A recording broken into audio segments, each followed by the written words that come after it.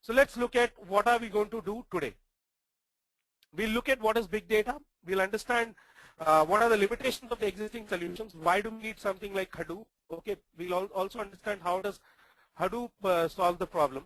We'll be introducing you to Hadoop. We'll look at the various components of the Hadoop ecosystem. We'll also look at the core components of Hadoop, which is HDFS and MapReduce. We'll go into details of HDFS architecture. We will also understand how does the MapReduce job execution work. We'll understand terms like rack awareness. We'll also understand how does a file read and write happen in Hadoop. And then we'll also take a sneak peek on the Hadoop 2.0 architecture. Okay.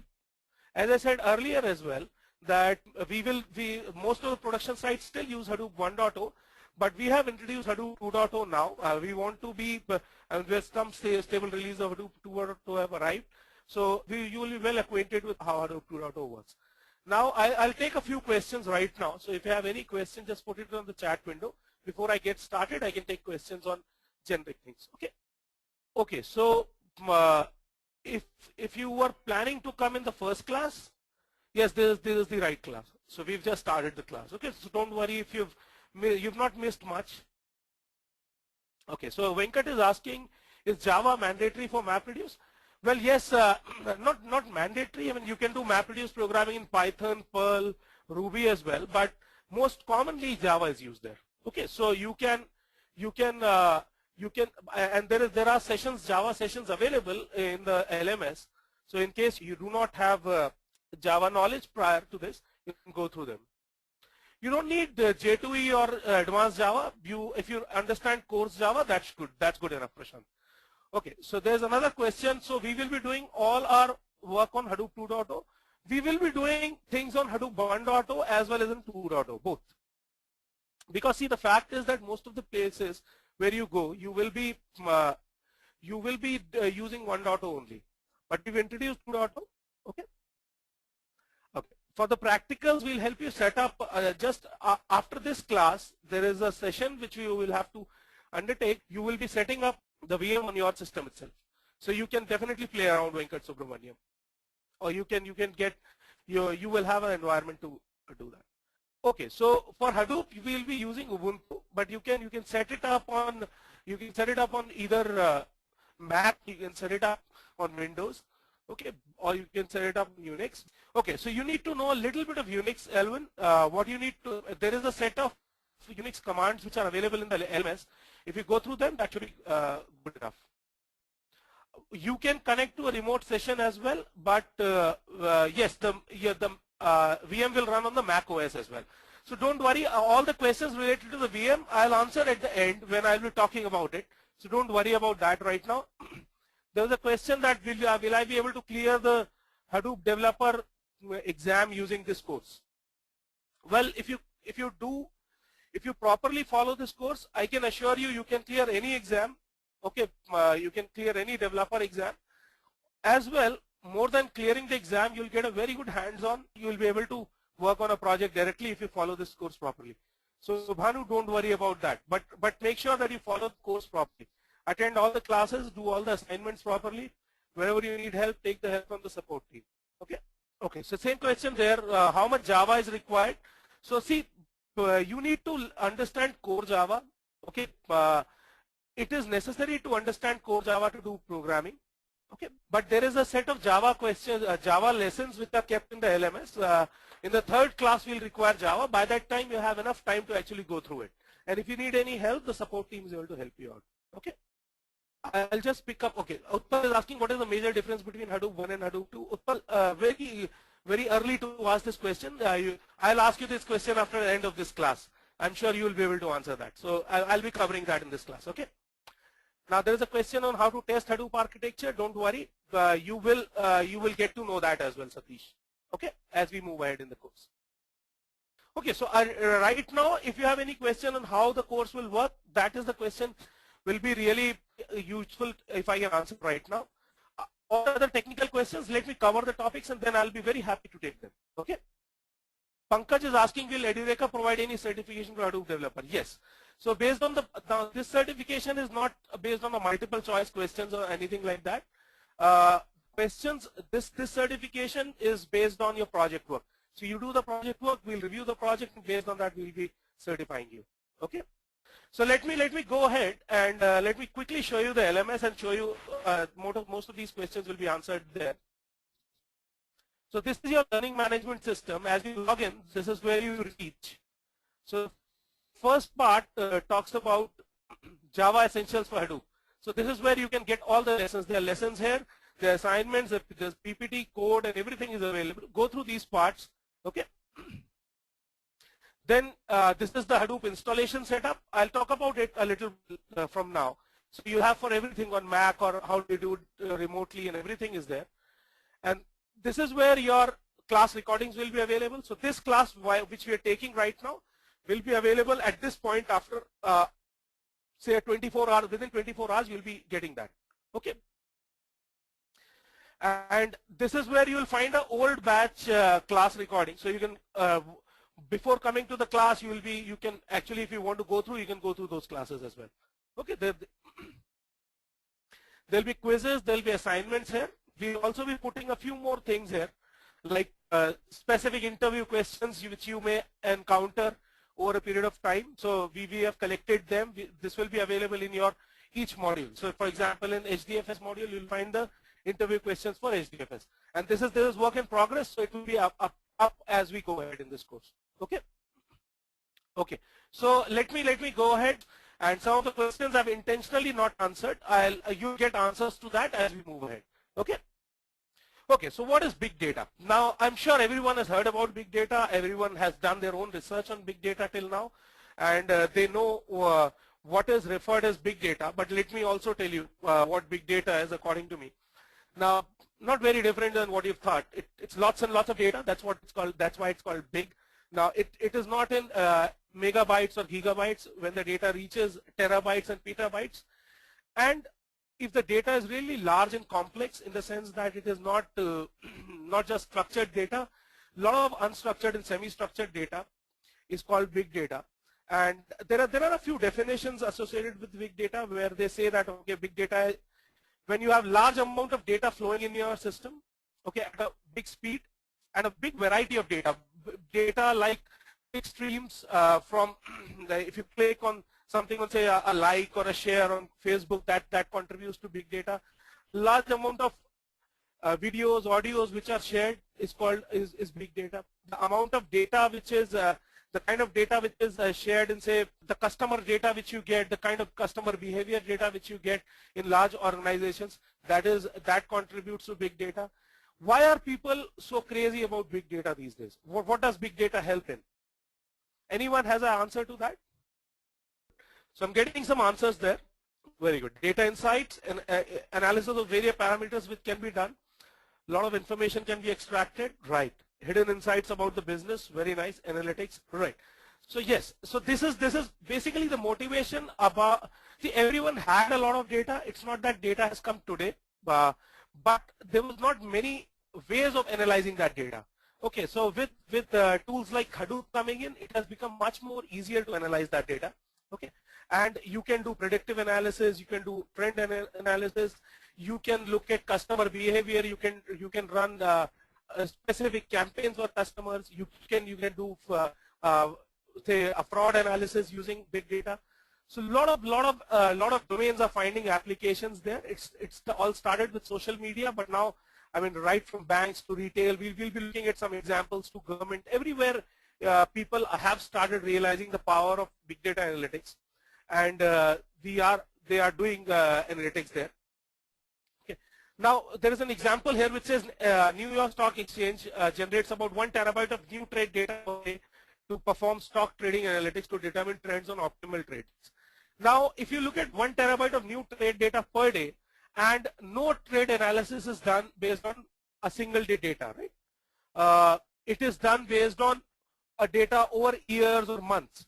So you can imagine the kind of data you have to crunch, and you need to have all that data in single place, and there has to be a tool which can actually crunch such huge amount of data. Okay, we will be looking at so that's the amount of data we are talking about. Now there are various applications, various places where you will find this data. Mostly the data which we deal with when we talk about big data is unstructured data. What is the difference between structured and unstructured data? Anyone can answer that? Okay, structured has row and column. Yes, unstructured could be a log file, right? Raw data is unstructured, right? Okay, right. So yes, so whatever is stored in RDBMS, you can say that that is structured, and everything else is either semi-structured or unstructured, right? So data from, say, click streams, which you have, audio, video data is all unstructured data. Okay, let us look at more examples of unstructured data. So basically, this is a very important graph which plots how did the growth of data happen. So till say 1990s, there was hardly any unstructured data available. Now whatever data we had was business transaction data, which was used in banks. The kind of data you'll find in a CRM, you'll find in a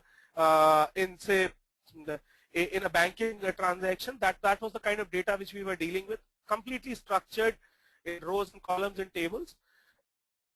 With the growth of application data happened mostly in the new millennium, when we got with when Google came up, when other search engines came up, and social media came up.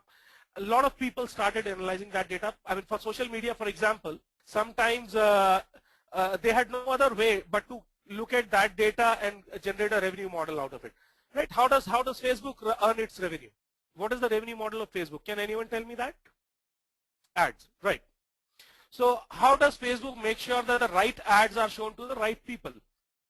If they're not able to show the right ad to the right person, then they'll not be able to make any money, right? So as an advertiser, I can target people in Facebook. Yes, context-based advertising by using the activity log, by looking at your what you've shared, what you've commented, the kind of pages you like, right? Where you are located, in fact, your workplaces.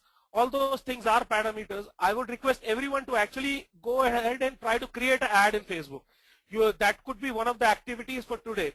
You'll get to know the kind of parameters they look at, okay? And based on those parameters, they are able to show you ads, right? So Lija says, I'm able to see a lot of edureka ads now in FB, right? So Facebook knows whom to actually target. Okay, Alvin also tells me that I found edureka ad in FB and that's how I joined. Okay, a lot of people here got to know about edureka and FB. So edureka will be advertising a lot on Facebook, and they will be advertising because they get a ROI on that, right?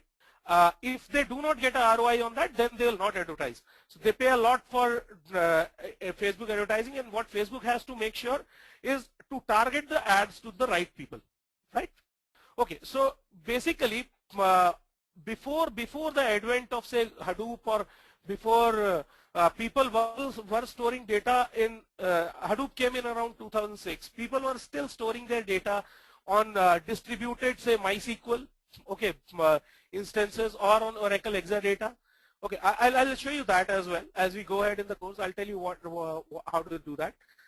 Now, at this point of time, the data, see, it is not that data was not there. Data was always there. The unstructured data was always there. This is where this would be the point where probably Hadoop started getting in use. And since then, you see a lot of unstructured data. In fact, it is said that every year the amount of data in the universe is doubled. Okay, so Exadata is a Hadoop is a Oracle tool. Okay, 2009, 2010 Oracle introduced that. You can read about it, Oracle Exadata. Okay, now what has happened now is that with the tools like Hadoop, as well as a lot of BI tools which have been introduced, which can work very well with Hadoop, doing analytics over this data has become very simple. Okay, earlier it was not possible. So say Facebook uses Hive. Hive is one of the things which you'll be learning today to do a lot of analytics over the data. Okay, so we will be learning about Hive as well as we go ahead in the course. Okay, so this is what has happened in terms of data. The data is growing very fast. That's all I wanted you to know from this foil. So if everyone has an understanding of what is the difference between structured and unstructured data, and how the data is growing these days, then I think we are good at this point. So can everyone give me a yes if you understand that? Thank you very much. Okay, Savita is asking you what is unstructured. So Savita, all these, as I said earlier, all the data like click streams, audio, video, all this data is classified as unstructured data. Anything which is not in the form of row and columns in RDBMS is unstructured data. Okay. Okay, coming to IBM's definition of big data, it characterizes big data with three things: volume, velocity, and variety. Now, what does volume, velocity, and variety mean? Very, very simple to understand. In fact, very logical as well. Okay, Prashant is asking me a question. I'll quickly answer that. Is the Facebook chat unstructured? Yes, that is also unstructured data. In fact, Facebook was using Cassandra earlier for Facebook chat, but then they looked at the Facebook Messenger is built on HBase. Okay, so we will be looking at that when we reach the HBase class. Okay, but the volume means the amount of data which is being generated, which we know it is huge. Usually data in terms of terabytes and petabytes is classified as big data. Velocity is the speed at which the data is getting generated. Now, if you look at it, you'll see that, okay, Facebook is generating 500 terabytes of data every day. Okay, or NYSE is generating 1 terabyte of data every day. So this velocity is defined there. Okay, and variety is the kind of data which is getting generated. See the chat data which Prashant talked about, or the data which was audio files, the click streams, the video files. All this is a huge variety of data which is getting generated. There could be unstructured, semi-structured data as well. Say XML kind of data is a semi-structured data. Okay, so this is how it is defined. Now there are a couple of questions which I'll quickly take here. So Ananda is asking, there are analytics software like SAS, Teradata, etc. Do they work only on structured data? No, Ananda. They can also work on unstructured data, but you'll have to, usually what you have to do is there is a stack of data flow which will ultimately end up on SAS. In fact, on Hadoop also you can use SAS as a analytics software. You can use R with Hadoop as well. R is a very commonly used open source language for analytics, which is fast replacing SAS. Okay. Now, in Hadoop, you can use all data. You can use structured, unstructured data as well, Savita. Velocity, as I said, Prakash, is basically the speed at which the data is getting generated. As we saw, right, the NYSE generates 1 terabyte of data every day. Facebook generates 500 terabytes of data every day. So that is the huge amount of data getting generated every day. Well, Ashutosh, this definition of big data is very vague. I mean, different people will look at it at different ways. So it's not that all three have to be there to classify it as big data. Jatinder has asked me this question. Aadhaar card data seems to be structured but very huge. Is it also a part of big data as it is structured? Well, in fact, Aadhaar uses Hadoop. It also uses MongoDB, and it is not just structured, it is unstructured data also. They take your retina view, they take the fingerprint, they take your photograph, all that is also stored. So approximately 5 MB data per candidate is there, okay, per person. So for people who are not from India, Aadhaar is like your social security system in US, and where the data of each citizen is being taken, and there'll be a card issued to every citizen. In fact, a lot of you will have the cards there. Okay, so that also uses Hadoop. Okay, so let me introduce you to Annie. I would have liked her to be a little younger, but nevertheless. So Annie has been introduced in this class. She will be asking you questions once in a while, so that you can think about what has been done till now. And once in a while, Annie will jump in and ask you questions, and you'll have to answer them on the chat window. Okay? So let's see what Annie has. Now, Annie has a question for all of you. Can you quickly do that? Can you map the following to corresponding data types, which means classify them as either unstructured, semi-structured, or structured? All of you. What is XML? Okay, good. So XML is semi-structured, that's right. Word docs, PDF files, text files. You can answer these questions here. Think about it. Email body of an email. Very good. And data from enterprise systems, ERP, CRM, etc.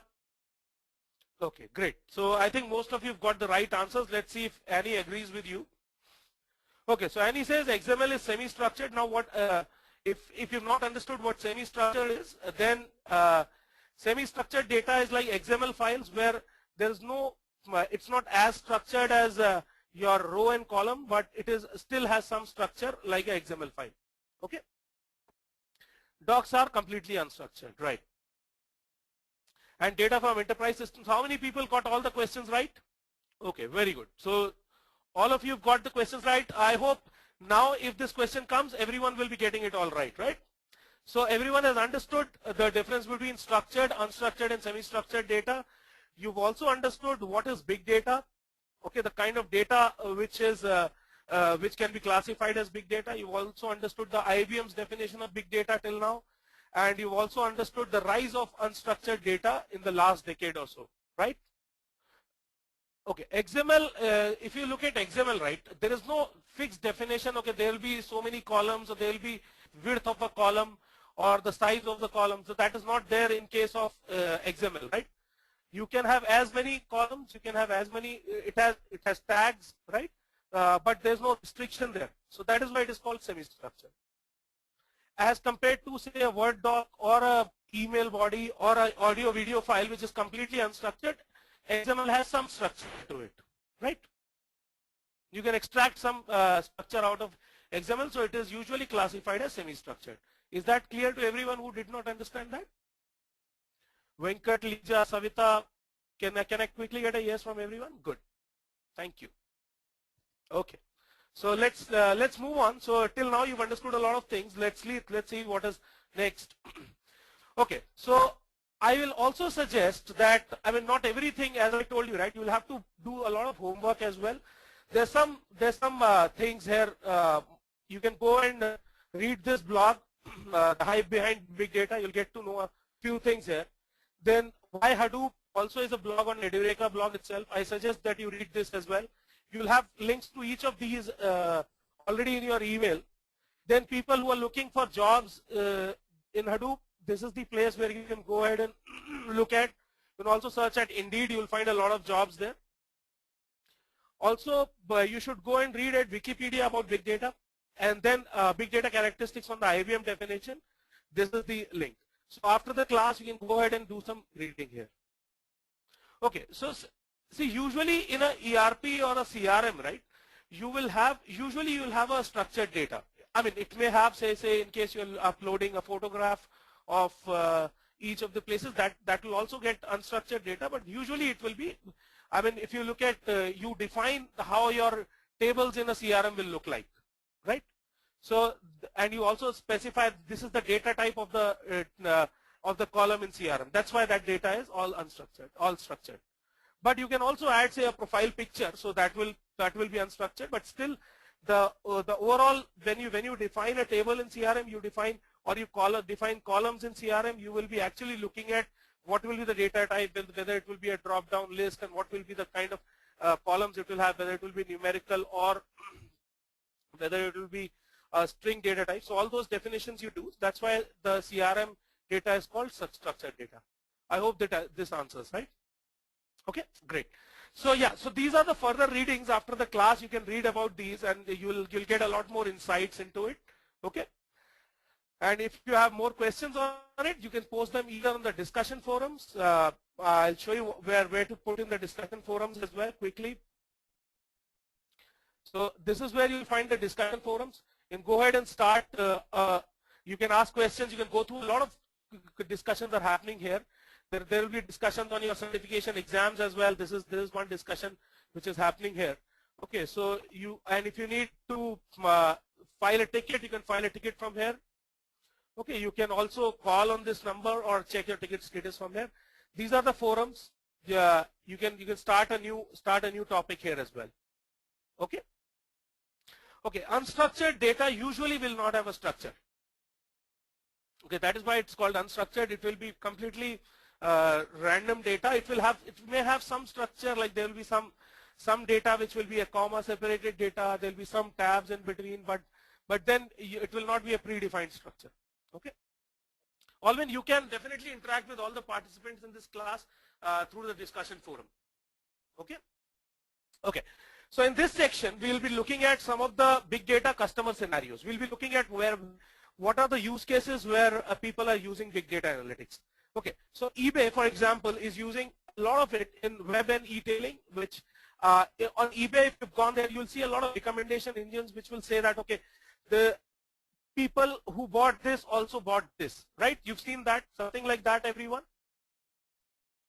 Has everyone seen that? If you try to check out something from either eBay or a Flipkart, it will say, okay, people who bought this also bought this. So that recommendation engine is done using big data analytics. In fact, Mahout is the tool which is used on for doing that, the building recommender systems. Okay, I'll talk about Mahout as well, so don't worry about that. Then ad targeting, I've already spoken to you about ad targeting, where on a specific customer you can target your ad based on his behavior. So that's one place where people use big data a lot. Improving the search quality and click fraud detection. Say, for example, if you have ad on Google and there is someone who keeps on clicking that ad once on every time using a bot, for example, Google has to make sure that that ad is not charged for. Okay, so even if you go and click a single ad 100 times on Google, it is not that the advertiser will be charged for that. Okay, so that's also done using big data analytics by looking at who is actually doing that. Okay, then in telecommunications, there is China Mobile, which is a large. I mean, Airtel also uses that. A lot of Indian mobile companies also use it. In fact, a lot of companies in the US also use Hadoop right now. So for network performance optimization, calling data record analysis, all this call data, for example, is unstructured data. Right? It's audio data. So if you have to do some analysis over that, if you have to look at, okay, and if you have to look at the performance of your value-added services schemes, so you have to analyze huge amount of data. How many people actually got and used that particular top-up plan which you gave, and what was the churn from there? That is the kind of analysis which we do using Hadoop here or big data analytics. Okay, and you also analyze your network to predict failures. So we want to know more of our customers. Say, for example, if I know these many customers use this kind of schemes, okay, so what I'll do is that I'll probably introduce a scheme where these customers will be, say for example, let's take an example. Now I have a segment of young customers who use a lot of phone in night, okay, but they are looking at competitors which are giving them free night talk time, okay. So that will lead to customer churn for me if I've not got that data analysis properly, okay. And if I have got that data analysis properly, I'll be able to prevent that customer churn by introducing a scheme like that. Does that answer your question, Vivek? So customer churn prevention is understanding your customer behavior and introducing specific schemes for our customers or a set of customers so that they do not go to competitors. Okay. Yes, Gmail also uses Hadoop. So everyone understood what is customer churn? Say for example, you are a mobile provider. Okay, you are AT&T for example, and you see that you want to know what my customers are actually doing. Okay, how many people actually use the night talk time schemes? How many people actually use the unlimited SMS kind of schemes? How many people use the email package scheme? Okay, so based on that, you will introduce new value-added services. Okay, and if you are able to analyze huge amount of data, you will be able to predict that which scheme is going to work well, which is not going to work well. So, and you will also be able to prevent customer churn, which means that your existing customers went away to some other provider because customer churn is like attrition, right? So your customers went from this provider to some other provider because he was providing a better scheme. Nowadays, you will see a cutthroat competition based on talk times, or right. So that is what is churn. It is CHURN here. Okay, so is that understood? So these are all the places where in telecom big data analytics is used. Okay, so network performance optimization. Again, see, you know how many people will be using a particular at a particular time. What will be the usage of your network, right? Say for example, at night 3 o'clock, if I have a huge amount of network bandwidth available, but very few people using it, it's of no use. So you can route it to some other place. Okay. Say for example, I don't know how many people have noticed it, but since I look at these things very closely, if you go to your office on weekends, right, you'll see the network speed is bad. Okay, or late evening hours, the network speed is usually bad. Or on weekends, though you have a 10 Mbps lease line, but still what Airtel will go ahead and do is that on weekends they'll route a lot of this network to the homes, okay, to the individual retail users and not from the corporate users, because they know on these weekends very few people will be using it. Similarly, in the night time, you'll see at times the speeds will vary. Okay, so basically what they have to make sure is that based on how many people are using how much bandwidth, they will be doing a performance optimization. Does that answer your question, Avni? Has anyone noticed this happening in their offices in the weekends, that the speed goes down? Though very few people are there and you'll be wondering, Venkat says yes, that why is the speed today down? So it's not your system admin who has done anything wrong, it's your network provider who has done some smart optimization of the network. Okay, there are a few people who have said yes. I'm sure when you others go ahead and notice this, if you go to your office today, you'll see that the speed is low. Now, you've understood the application of big data analytics in retail. You've understood the application of big data analytics in telecommunications. Let's look at some more applications. Okay, Aadhaar. Now, again, someone had asked this question earlier. Now, let me tell you what Aadhaar is. For people who are not, does everyone know what Aadhaar is? I'm sure there are a lot of people who are not in India, so I'll quickly tell you what Aadhaar is. Aadhaar is, okay, Sarita says no, okay. Don't worry. Aadhaar is a scheme which is introduced by Government of India, which is like social security number in US, where each citizen will get a unique identity, which will have, using which they can get rid of, and hopefully get rid of all the multiple identifications they have to carry right now. It has your photograph, it has your fingerprints, it has your eye retina image, okay, so, and it has your address and your everything. And if you look at this picture itself, it has the thumbprint, right? So it has your thumbprint. It's not very different from the social security number in US. Okay, it is not very different. Now for each user, it is said that they have 5 MB data. Now if you look at India's population, I don't want you to calculate it, but it will be somewhere around 10 to 15 petabytes of data. Okay, and every day a lot of analysis will be done on this data. So Aadhaar is using Hadoop for storing this data. They also use HBase. Okay, Venkat Subramaniam has told me that Aadhaar is world's biggest biometric database. I'm sure it will be, because India is the largest, if not today, then it will become most populous country. So Aadhaar is using Hadoop. Then Next Bio is a large organization in the healthcare and the life sciences space. It uses for gene sequencing. Now, I'm not an expert on that, so don't ask me what all can be done using gene sequencing. I'm sure some of you guys, you can read about it. I can send you a few links. I know as much as you guys know. But this is the idea of putting it here is that this is one area where big data analytics is being used in a huge way in the health sciences and in life sciences. Right. So you can predict that what will be the kind of disease a person may be having, what could be the possible solution for that. And what I'll say is that you should also look at this link, which shows you, I'll quickly take you to this link, but I'll let you people see this link later on. Now this link shows what are the different companies which are using Hadoop, for example. Okay, and what is their node size and what are they doing with that. Okay, so this will be a good read. You come to know it's an alphabetical indexing of all the companies which are using Hadoop. Okay, so you should go ahead and read this as well. Okay, now there is Ananda has given me a good insight. He says that your genome sequence is mapped to the behavior, to find the behavior against a database to find your health behavior. Right, so genome sequencing is this, it is mapped to find the behavior against a database. So there will be a huge database and your gene will be mapped to that to find out what could be the diseases you may catch or what could be the probable solution to that. Okay, so let's see what are the other use cases. Now in banks and financial services, JP Morgan Chase, for example, one of the largest banks. In fact, all the top 5 banks use Hadoop. Okay, in fact, 3 of the top 5 banks use the cloud era Hadoop itself. Okay, so what are the kind of things which they use for Hadoop for?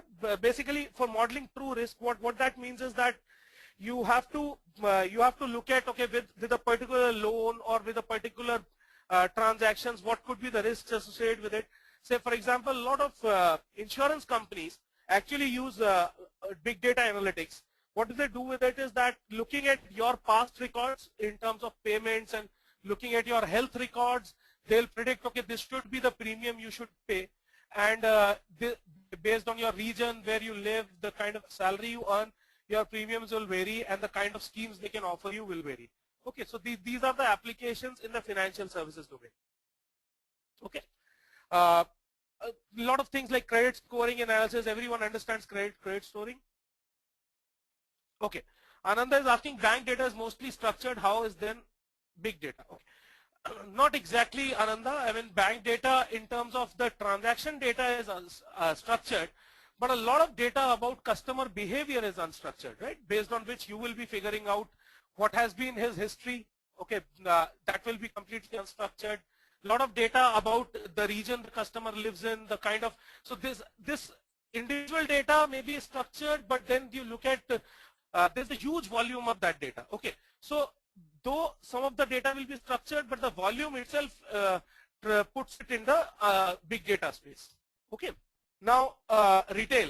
Coming to retail, we will also be looking at Sears. Sears has a very interesting use case. I'll be going into some detail there.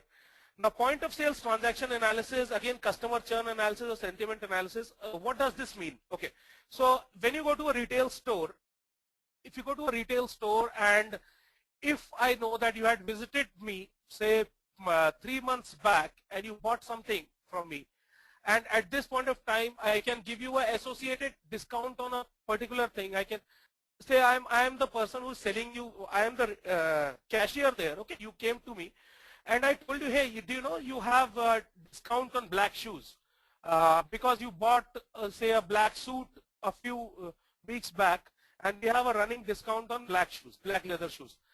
If I knew this data about this particular customer, and if I know, okay, this customer is most likely to buy something like this if I give him a discount, or say, for example, a customer who is very high on electronics, whenever a new thing comes in, he comes and buys it, and today he has just come to buy something else. If I give him a discount on that, that's something which will really help me in selling more. So that kind of analysis a lot of retail stores do now. Has anyone seen that on, say, a Walmart or a Target or Sears anywhere, that you get a customized discount? On Amazon, yes, you've seen that. I'm talking about retail stores. Initially, they used to offer something like this, that okay, on your birthday they'll offer you something, or on your birthday month they'll offer you a small discount, so that you will be prompted to buy more, right? But now they want to do even more. So that is one static data which they have. They want to do based on the customer behavior. They want to offer you discounts. Or okay, Venkat says I've only seen in online, not in us too. Okay, but yeah, you'll see that in a lot of places. You may not have noticed that at times, but a lot of these point of sales transaction analysis is done, and in fact, some people use SAP HANA as well there.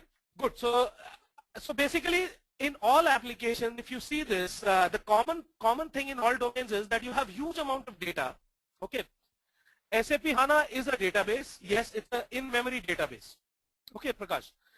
You can read through, there's a blog on SAP HANA on the edureka blog, you can read through that.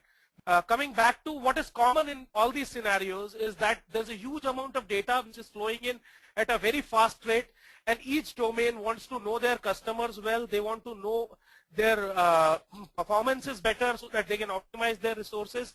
They want to understand, say, they want to understand the customer behavior, they want to understand their salesperson's behavior, and they want to give better service to their customers, as well as want to earn more money from the same customers, right? So by giving a better deal to those customers as well, right? So that is the thing which is common in all these scenarios, and hence the application of big data analytics is quite ubiquitous.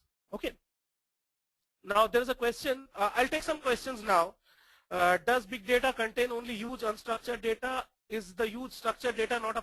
Yes, so if the data is huge and it is at a very fast rate, it will be used for big data analytics as well. There was a question on, please explain credit scoring. Okay, so what is credit scoring? Now, if you are a customer of a credit card, right, or you are taking a loan, so they'll always ask you for your credit score, right? Okay, so what does that mean? Based on your past performance, right? How well you paid your loans or your credit cards, there is a credit score associated with each individual, and based on that, you will be offered a differential rates on the next loan which you take, or say for example a credit card which you take. So does that answer your question, Prem, on credit scoring? Okay, so Prem says, I was working with Deutsche Bank on credit analysis, but we are not using Hadoop. Now, see, it is not just that all the time you will be using Hadoop. When the data becomes huge and you really want to, I'll show you an example and you will understand where Hadoop will come into place instead of other, let me just go to the next. Okay, so this is case study on Sears Holdings. Sears is a retail store, okay, a mid-sized retail store. Now what they did, what they were doing earlier was that they were using a combination of Teradata, Exadata and SAS to do data mining. Okay, they were using a traditional system like Exadata, Teradata, and to store and process customer activity and sales data. And they wanted to understand how do their customers behave. Okay, now they were not using Hadoop earlier. What did they want to do? What did they want to come up from there? The same thing which I showed you just now in the point of sales. Okay, they wanted to understand how are their customers buying, what are their buying patterns, when do the customers buy, what are the kind of things they are buying, what could be the associated things they can buy if a particular customer is buying something, so that they can offer them deals and discounts, as well as they can map their behavior properly. So earlier they were using system Teradata, Exadata combination along with SAS. Now there were some issues which they were facing because of which they shifted to Hadoop. Let's see what was the challenge there. So you can also read at this link why Sears is going all on Hadoop. So this is one link which you can find in this PPT. This PPT will be available in your LMS. So you'll be able to look at this link as well. Now what was the challenge? So basically this is the place where you collect the data. From the instrumentation, your point of sale instrument, you collect and you store the data on a grid. Okay, so it will be a huge data which will be stored. Initially, what happens is that 90% of their data was getting archived. So after a period of time, this data becomes too huge to handle in this storage grid, and they were archiving this data. The storage here is a grid of computers where you are storing your data. Okay, this is not Hadoop. Usually, the usual your storage area network kind of thing. And what you will be doing on this will be that after some time you will be archiving some data. Okay, at any point of time, the active data which is available for processing is around 10% of the data, and 90% of the data is archived. Okay, so you have limited availability of data to analyze. Say for example, a customer came 3 months back, you will not be able to look at that data. Archiving refers to putting that some data from an active level 1 storage to a level 2 storage like a tape, or to a level 2 storage, which is not actively used for analysis. Okay, so you in your offices you would have seen that there will be a tier 1 storage, there will be a tier 2 storage, then there will be everything will be stored on a tape going forward. And you look at the archive data only when there is a problem or something goes wrong, you pull that data back to do that. But then the challenge there is that if you cannot store such huge amount of data in an active tier 1 system, and that is why you could analyze only 10% of that data. Now if you analyze only 10% of that data, because the challenge here was that if you move it to a ETL compute grid, you will not be able to do that because of the limitations there. Now this data goes into RDBMS, then you run your BI and interactive apps basically to get an insight on the customer behavior. Okay, so let me repeat this once again. What is happening here? Here is your instrumentation and data collection. This data is getting stored into a storage network. Then a lot of this data gets, this is all raw data, a lot of this data gets archived over a period of time. This data is moved into a ETL thing where you do extract, transaction load. Everyone understands what is ETL? Right. Okay. So ETL will be used on this raw data. Okay, so we will be reading this raw data, we will be extracting meaningful information out of that data, and then we will be generating reports out of that based on the business requirements. Okay, so there will be some SQL querying done there. We will be looking at more into ETL as we go into this course, but for now you can understand it this way, that it will be you move the data into a data warehouse, okay, where you will be analyzing this raw data, you will be reading this raw data, and you will extract refined data from this raw data, okay, and then move it into and generate reports based on that. Okay. Sushil is asking me what is premature data death. Now see, this 90% of this data doesn't make it at all to the compute grid at a particular point of time because of the huge size of the data. Okay, so the challenge here is that only 10% of the data is available at any point of time to generate interactive reports which can give you insights into the customer behavior. Okay, so that's what Sears was also seeing. And what they did was something like this. So they removed this complete ETL and the storage grid with Hadoop. Okay, now this complete data is available at any point of time to do analytics. Okay, you don't have to archive any data. You can actually put all the data together and do all the analysis together. Okay, so the challenge which companies face is not about storing that data. The challenge is about retrieving that data at a very fast rate and putting into a ETL kind of system.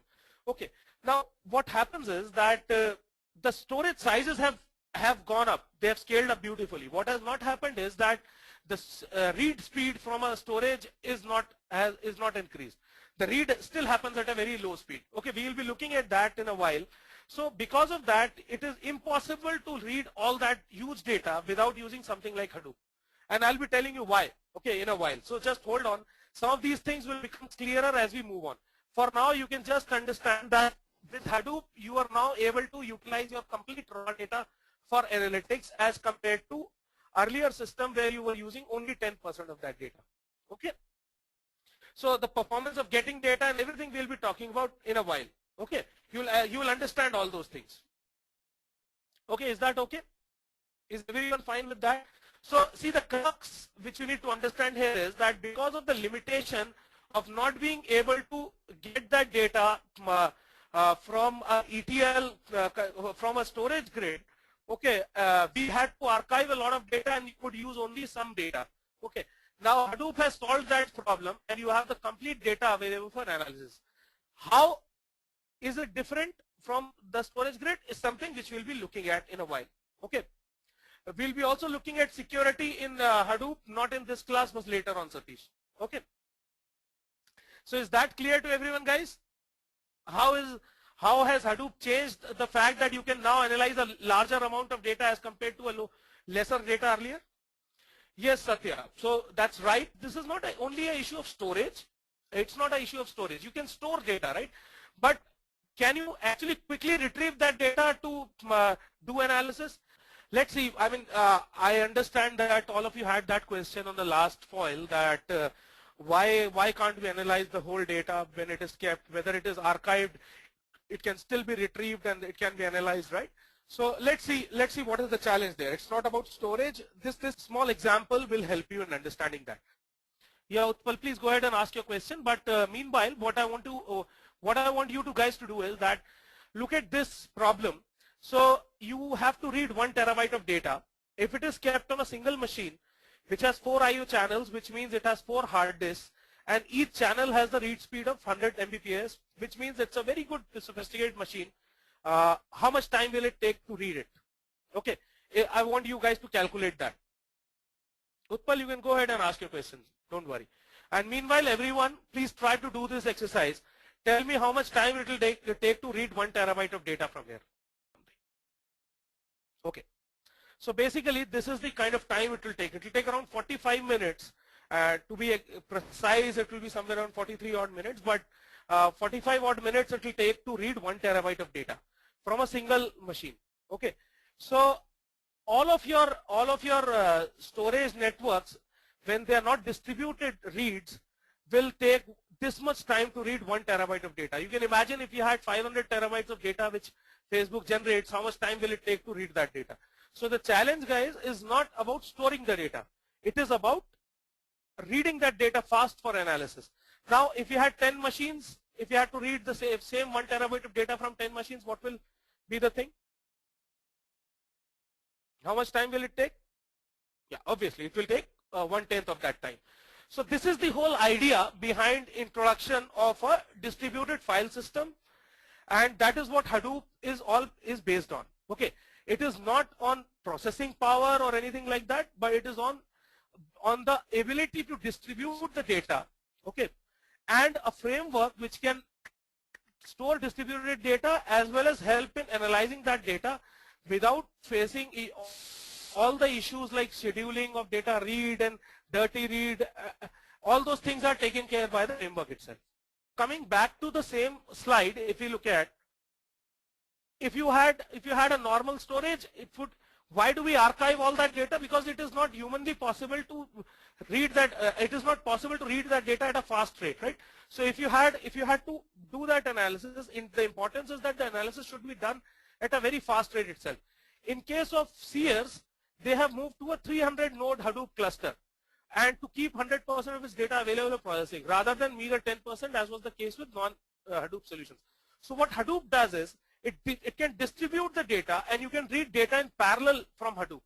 Okay, so if you have 300 node cluster, I'll tell you what does that actually mean. But in this case, you can read from 300 nodes in parallel as compared to one very fast storage area network kind of solution. Okay, does that help in understanding this? Now is this much more clearer? But for now, have you understood how does Hadoop help in this particular case by making, how can we analyze all the data together? Because of that problem of reading that data fast, what we did was, instead of putting that data on a very high machine, a highly available machine, we put that data across a cluster of computer which are say in this case a 300 node computers from which you can read in parallel. And though the speed of read from each will be slower than what you could achieve by vertical scaling, which means by using a better hardware, but you still can read from parallel from hundreds of nodes, so you have all the data available for analysis at any point of time, right? Is that guys? Yes, data from point of sale, right? So does that answer all the doubts which we had at that point of time earlier when we were on this slide? Okay, so can I assume that it requires more investment on more nodes to process? Well, very good question. Now the fact is, with Hadoop, it becomes very cheap. One, Hadoop is open source, you don't have to pay for the licenses. Number two, these nodes are not really high-end machines, as we'll see as we move ahead, that these are cheap commodity hardware, so the price will be in fact lower. Okay, so that is the beauty there. Okay, Satya? Let me quickly move ahead. So we've seen that this is the problem we were facing, that that's why we needed a solution which could distribute the data, but still now, yes, so basically there are a lot of distributed file systems available. Now Hadoop also has its own distributed file system, which is called HDFS. We'll come to that. And Hadoop is not only about a distributed file system. Okay, how to arrive at the value of your 45 minutes and 4.5 minutes. So 1 terabyte of data divided by 100 MB per second divided by 4 will give you this number. Okay, Satish? Okay, so Ananda, Hadoop is not only about a distributed file system. I'll just give me some time, you will get to understand that as well. Keep that question in your mind. By the end of this class, you'll understand that. Okay? So till now we are clear, guys. What we have learned till now is that there are various applications of big data analytics. We understood, and you can keep giving me a yes if you agree with what you've understood, whatever I've told you till now. So I'll Prem, to your question, Hive is the ETL tool in Hadoop itself for doing the ETL. Okay, for data, it is the data warehousing tool in Hadoop. So you don't need to integrate with some other tool. It will take care. Let me quickly go through what has been covered till now. Okay, So those questions, as and when we cover that, I'll be answering that question. So we've understood the application of big data analytics at various places, okay, and we've also understood how did Sears move away from Exadata, Oracle, Teradata, and a ETL-based solution to a Hadoop-based solution, so that they could get so much availability of the data to analyze. And then we understood why is a DFS required, and what is the need for a Hadoop kind of system. It is not just storage, but the power of doing processing in parallel. Okay. Now let's look at what is Hadoop. Okay. Now Hadoop is not just a distributed file system. Hadoop is a framework that allows for distributed processing of large data sets, as we've just seen, across clusters of commodity computers using a simple programming model. Now, though I'm not a big fan of definitions, but this one is a good definition. So Hadoop is a framework. Now there was a question that there are many other distributed file systems available. Google has one, the Red Hat ones has one. Hadoop also has a distributed file system. So Hadoop is not just that distributed file system. It is a complete framework which allows you to do processing over large data sets across clusters of commodity computers using a simple programming model. And this simple programming model is called MapReduce. And we will be looking at that as well as we go ahead. So in Hadoop, you can scale up to any number of nodes in a cluster. What Hadoop does is that it gives you the power to distribute your data across a cluster of commodity computers, and these could be as big as 10,000 nodes, okay, where your data is stored and it can be retrieved in parallel. It can be, a lot of parallel processing can be done, distributed processing can be done using a programming model called MapReduce. Okay, and we will be going into details of each of these things as we go ahead. Okay, and it is an open source data management with scale out, storage, and distributed processing. So it's an open source data management tool. Now the key features of Hadoop, we will also come to know about them as we go ahead in the course, but for now it is economical. Why? Because one, there's no license cost associated with it. Even if you're buying a Hadoop from Cloudera or a Hortonworks or say MapR, which are different distributions of Hadoop, you still have to pay only for support. The distribution is free of cost. Okay, so it's more like Red Hat Linux and not like Microsoft Windows. Okay, so it's economical there. Reliable, the system has been built in such a way that when there are failures, you still have data availability. Okay, and we will be looking at that. There's something called data replication, node replication. I'll be teaching you that. I'll be talking about that today in the class itself, so that you come to know that how does the system remain reliable as well.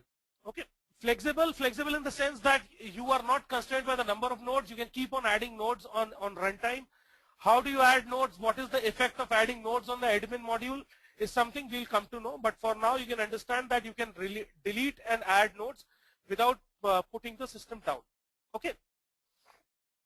Scalable, it is largely scalable. There's no limit on the number of nodes you can add, and basically your solutions like Teradata and Exadata cannot work for if the data becomes large than say 10 terabyte. Okay, so that is where Hadoop comes into play. Hadoop can process really large data sets, maybe in the order of petabytes as well. Okay, and there is no limit to the scale as such. I mean, theoretically, there is no limit to the scale. Okay, so Annie is back and she wants to ask a question. Hadoop is a framework that allows distributed processing of, okay, very simple question. Now, the reason why this question is put in is that it is not that you cannot handle small data sets. Okay, you can handle small data sets as well, but there is an overhead associated with each data distribution which happens, right? So now, if you have small data sets, you will not be able to get a huge advantage by using Hadoop. You can still handle small data sets as well, but usually you will not use small data sets. Otherwise, the overhead associated with Hadoop will be huge as compared to the overhead associated with Hadoop when we are processing a large data set. Okay, so Hadoop is not insufficient for small data, it can handle it. Okay, but just that you cannot unleash the power of Hadoop on a small data set. Is that clear to everyone, guys? So good question, Prem. Prem is asking, what if the small data set is small and unstructured? Well, if the data set is small, what you will and unstructured, what you will try to do is, at the first step, you will try to collate that data. Okay, you can concatenate data together to make a large data set. We'll see that one of that example in our class 3. When we will be looking at MapReduce, I'll show you that example as well. Okay, but usually you will try to get a large data set. Okay, there was a question which I wanted to take. Okay, Pankaj asked me, how is Hadoop flexible? So Pankaj, as I told you, very quickly I'll repeat that. You can add and delete nodes, okay, without actually putting the system down. So in that sense, it is very flexible. Okay. So if the data size is in terabytes, then it makes, at least in a few GBs, then it makes sense to use Hadoop there. Data set. If it is less than that, it doesn't help. So Satya has a question which I want to answer. Technical architecture infrastructure, while it requires more storage space to store data and nodes to process used data. In this case, it involves more licensing cost. In this case, how can we recommend the client to go for Hadoop implementation? What would be our justification we can give to our client? So Satya, well, number one, Hadoop does not require a licensing cost because it is free. So that's one very big justification. You can save millions of dollars which your client would be giving on, say, Oracle Exadata. Why should you go for Hadoop implementation? Because of the scale. It is also based on the scale which you want to achieve. If your data runs into more than 10 terabytes, then it makes sense to use Hadoop. Okay, and Hadoop implementation will be cheaper than any other Teradata or a Exadata kind of implementation. Okay, I hope that answers your question. It is open source. Yeah, and also the hardware which is used in Hadoop is commodity hardware. We'll come to know we'll talk about that as well. Okay, now coming to the Hadoop ecosystem, let's see what are the different components in Hadoop. Now I'll not be going into details of these, but over the period of our course, we will be covering most of these. Okay. Okay, to start here, so basically you had a lot of data or a structured data. If you had structured data stored in a RDBMS and you want to move it into Hadoop, you use Scoop for that. Scoop is the tool used for Scoop is a tool which is used for moving the data from RDBMS to Hadoop. So it's a full form of SQL to Hadoop. Okay, it's an abbreviation of SQL to Hadoop. Okay, so this is where we'll be using Scoop. We'll be covering Scoop in the course in the class 2 itself. We'll be talking about data loading techniques. Flume is used to import unstructured or semi-structured data into Hadoop. Okay, which means that say if you have data which is on web, okay, and you want to move that data using an API into Hadoop. Say a common data could be a Twitter data which you want to move into Hadoop. Some websites will allow you to import data directly from an API. So Flume is the tool used to do that. Okay, we'll be doing an example of Flume also in the next class, and where we'll be loading data from Twitter into the HDFS or the Hadoop Distributed File System. Okay, okay. Next, so this is the data which you load from the real world into Hadoop Distributed File System. The next thing, the very important thing which comes into this framework is called the MapReduce framework. MapReduce framework is the and don't worry if you do not understand this completely. Okay. So about the security in Hadoop, we'll be talking about that as well, Omkar, going forward. Okay. So just hold on. I mean, not all answers can be given at this point. At this point of time, just try to understand, just get familiar with these names. Okay. Hive is the data warehousing system in Hadoop. We'll be covering that as well in one of the classes going forward. This Hive was developed by Facebook. Pig is another data analysis tool in Hadoop framework which was developed by Yahoo. We'll be covering that as well. Now, then Mahout is the machine learning framework. It is used for doing all those analysis like recommender systems, clustering analysis. All those things are used in Mahout. It is the machine learning component. Now, a lot of applications use machine learning as well these days, especially the e-commerce and your social media. They use a lot of machine learning. In fact, Mahout is being commonly used in almost all the domains these days. So this could be another thing which will be interesting, but we will not be covering in this course. It is not a part of this course. The Uzi will be covering in this course. This is the workflow management tool which is used to run jobs in parallel on Hadoop. Okay, Scoop and Flume are tools, and you need to just know the names right now. Okay, going forward in the next class, you will understand how to use scoop and flume also. Okay, for now, just get familiar with these names that is used to move data into HDFS. Okay. Now, Mahout will not be a part of this course, so I'll just quickly tell you a little bit about Mahout. There's a separate course on Mahout, so if anyone is interested, you can pick up that course as well. Okay, so Mahout is basically Hadoop and MapReduce together. What do you can write intelligent applications using Apache Mahout. You can also look at this link, which will tell you a lot of things with a lot of people who use Mahout. And these are the I'm sure everyone has seen these kind of recommendations on LinkedIn. Companies you may want to follow, jobs you may be interested in. People who saw this profile also looked at. Okay, people similar to this, I'm sure everyone has seen, right? Or the recommendation which you see on Amazon, all that is done using Mahout. Okay, Mahout in itself is a big subject, but yeah, it is a part of the Hadoop framework. So you may, if you're interested, you may want to learn that. There is a course from Edureka, I believe, which takes you deep into Mahout as well. Okay, but we will not be covering in this course. So is this clear to everyone? What are the different components in the Hadoop framework? In the Hadoop ecosystem, you have the tools for loading data, which is Hadoop Distributed File System, and then you also have a NoSQL database in which you can load data, which is HBase.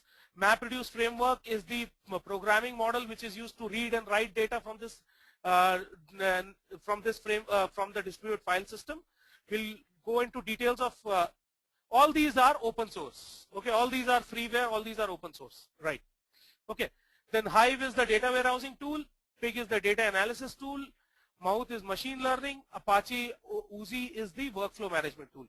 We'll be looking at each of these tools and their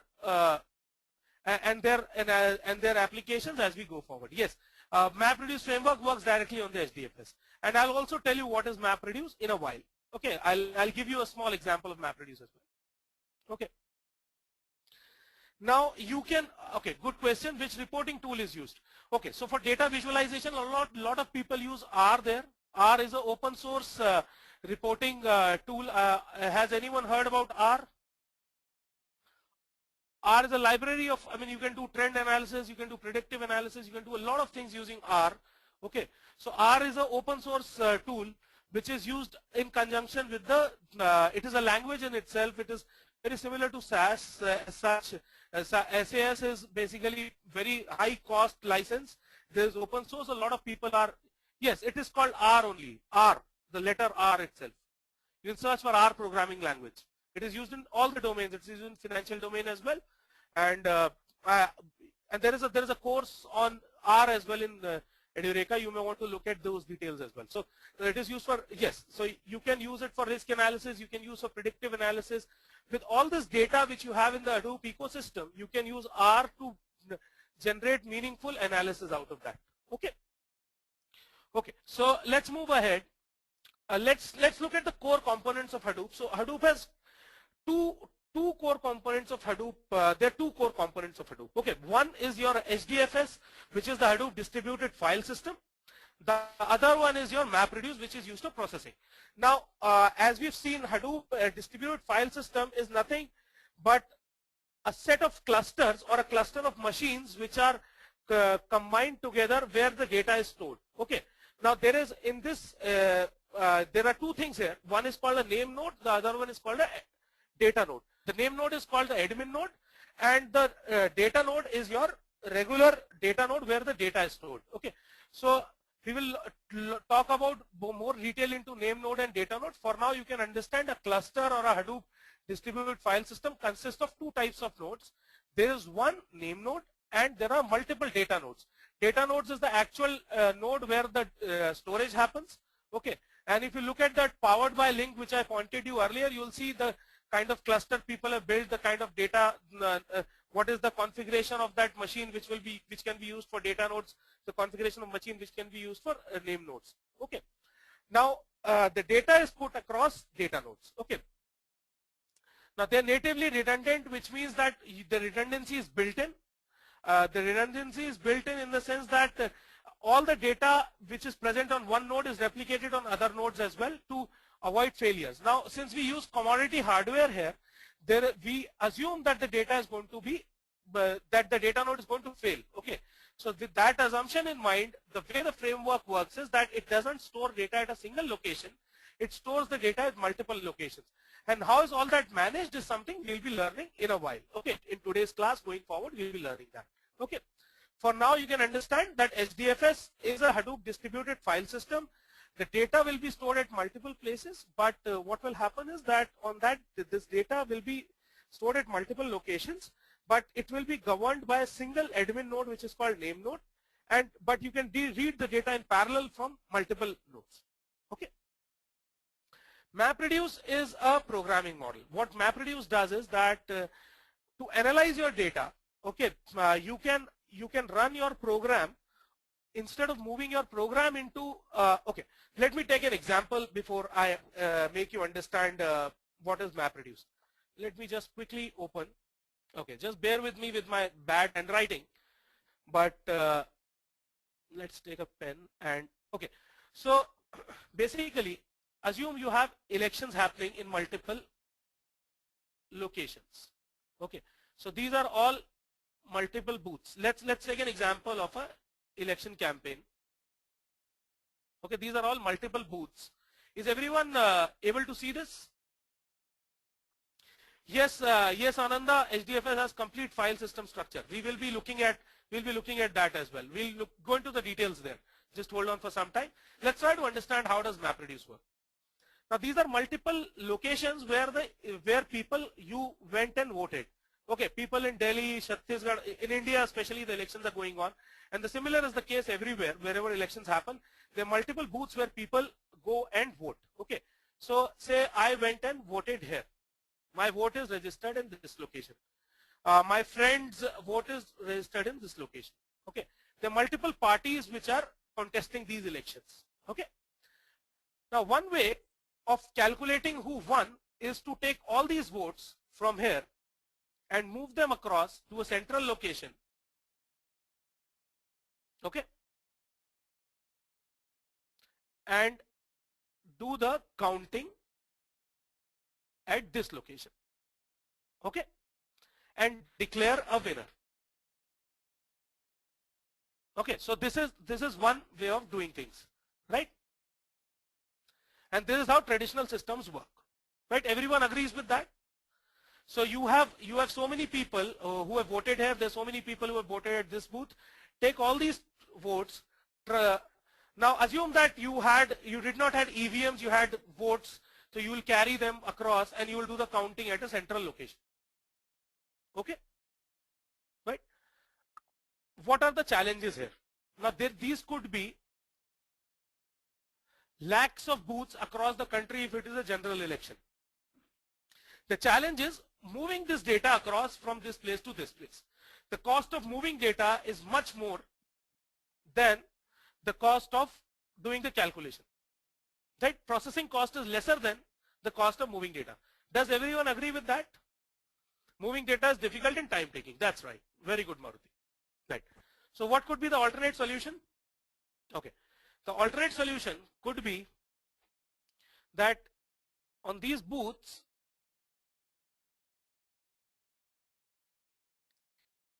you send your processing to these booths.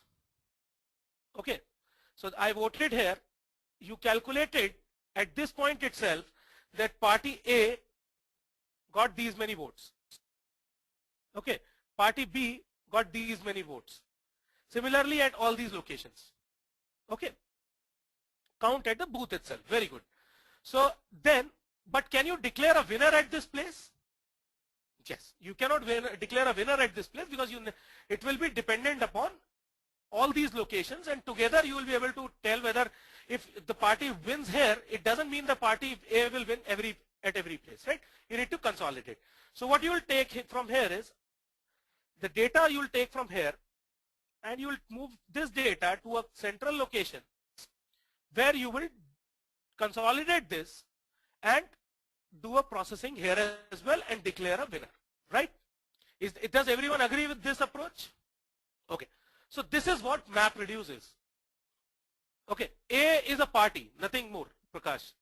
A is a party, A and B are two parties. So let me talk once again about this. So initial method was that you have all the booths, you take all the votes and move them to a central location and do the processing there, right? That was the traditional approach we looked at just a while back. In that approach, the challenge was that moving data, the cost of moving data is very, very high, okay?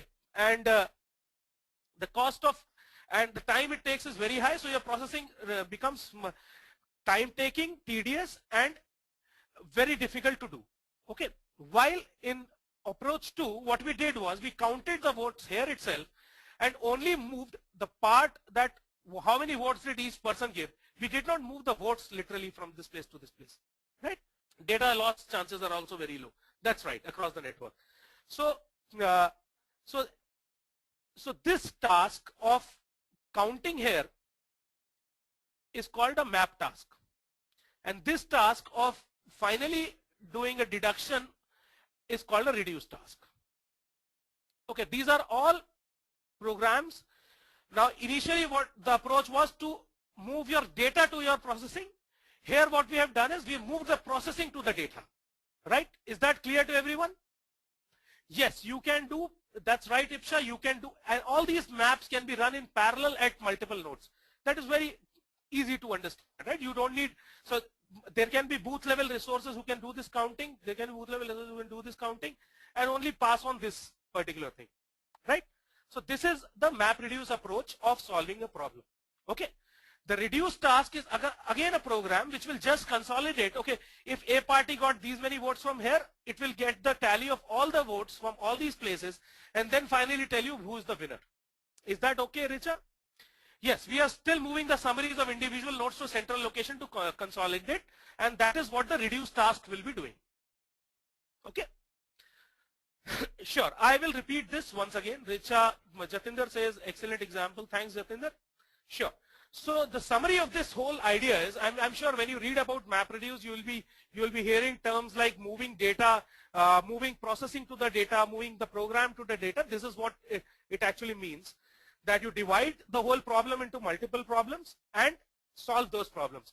Now, what we've done here is, since this data was available here, instead of moving the data to a central processing unit, we moved our program to this unit. So basically, you can move a map task or a map program to the data node where the data is actually stored. If you come to that, okay, and you get a consolidated winner at this booth level. Then you take this winners or from all these booths to a central location. This could again be a data node. I mean, it doesn't matter. This could be another constituency where you took all these and you did a calculation here on who is the actual winner, right? Is that clear, guys? Map is just a program. We'll come to know about that as well. Okay. It is called MapReduce because the first task is called map task. The second task is called reduce task. Okay. Is this clear to everyone? Anyone has any doubt about the MapReduce paradigm now? Don't worry how the map task is run, how many map tasks can be run on a node, who governs, who makes sure that the task is running properly. Okay, so on the individual poll booths, a map task can do the calculation here itself, right? The task can be completely independent. There's no dependency of this task on this booth, right? Say on booth A, you have a party candidate A which is leading, and you get these votes counted. You get 50 votes here, you get 45 votes here. Now you move not the votes but the actual number, that 50 and 45, to this task. So this is any task which can be done independent of the other data nodes can be moved into a map task. Okay. Wherever there is an aggregation required, you require a reduced job. So it is also possible that in your analysis you never have a reduced job. You can do everything in a map task itself. Say for example, if you are doing an encryption on some data, okay, let's take an example of something like you have a lot of data, raw data kept in multiple nodes in Hadoop, and you want to apply an encryption algorithm on that data. Okay. If you want to apply an encryption algorithm, it will just be a transformation. You take X amount of data, transform it using an algorithm, right? Using a function, right? That function does not require consolidation across nodes. So you can run a MapReduce without a reducer itself. Does that make sense, guys? Okay, so I'll explain this example once again. It's a little difficult thing to get at this point of time, but don't worry. I just want to have some chaos in your mind as well. So what I said was that you have huge amount of data put across multiple nodes in a cluster. Okay, and you want to run an encryption on that. You want to encrypt all that. Okay, you can run that. And what does the encryption require? It requires a data transformation. You can use a function which will just take the input data and give you an output which will be encrypted data. Is that clear to everyone? So you have a function A, okay, which will take an input I, and it will give a output O. Okay, right? And this is the, say for example, AES encryption, and AES is the type of encryption, right?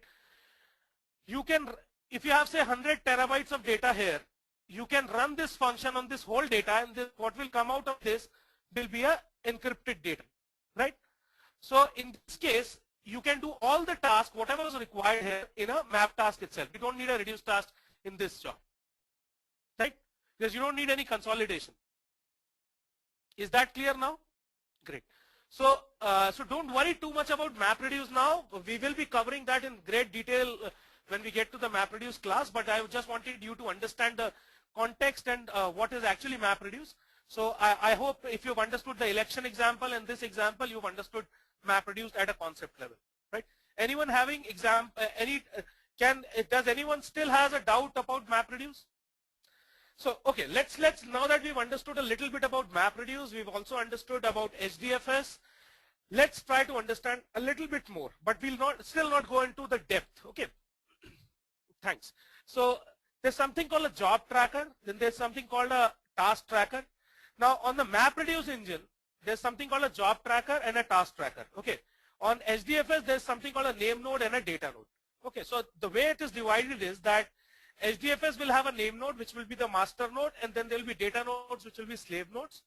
Job tracker is the master daemon which runs and distributes the tasks to the task trackers. Which task trackers are the programs which will be running on the data nodes. Okay. For now, just understand that there's something called a job tracker and there's something called a task tracker. Job tracker is associated with the master node. The task tracker is associated with the data node. Okay. For now, that's all, right? Task trackers data nodes are the polling stations. Task tracker could be the program which is running on for counting the votes at the polling station. Okay. Tracker runs on the data node.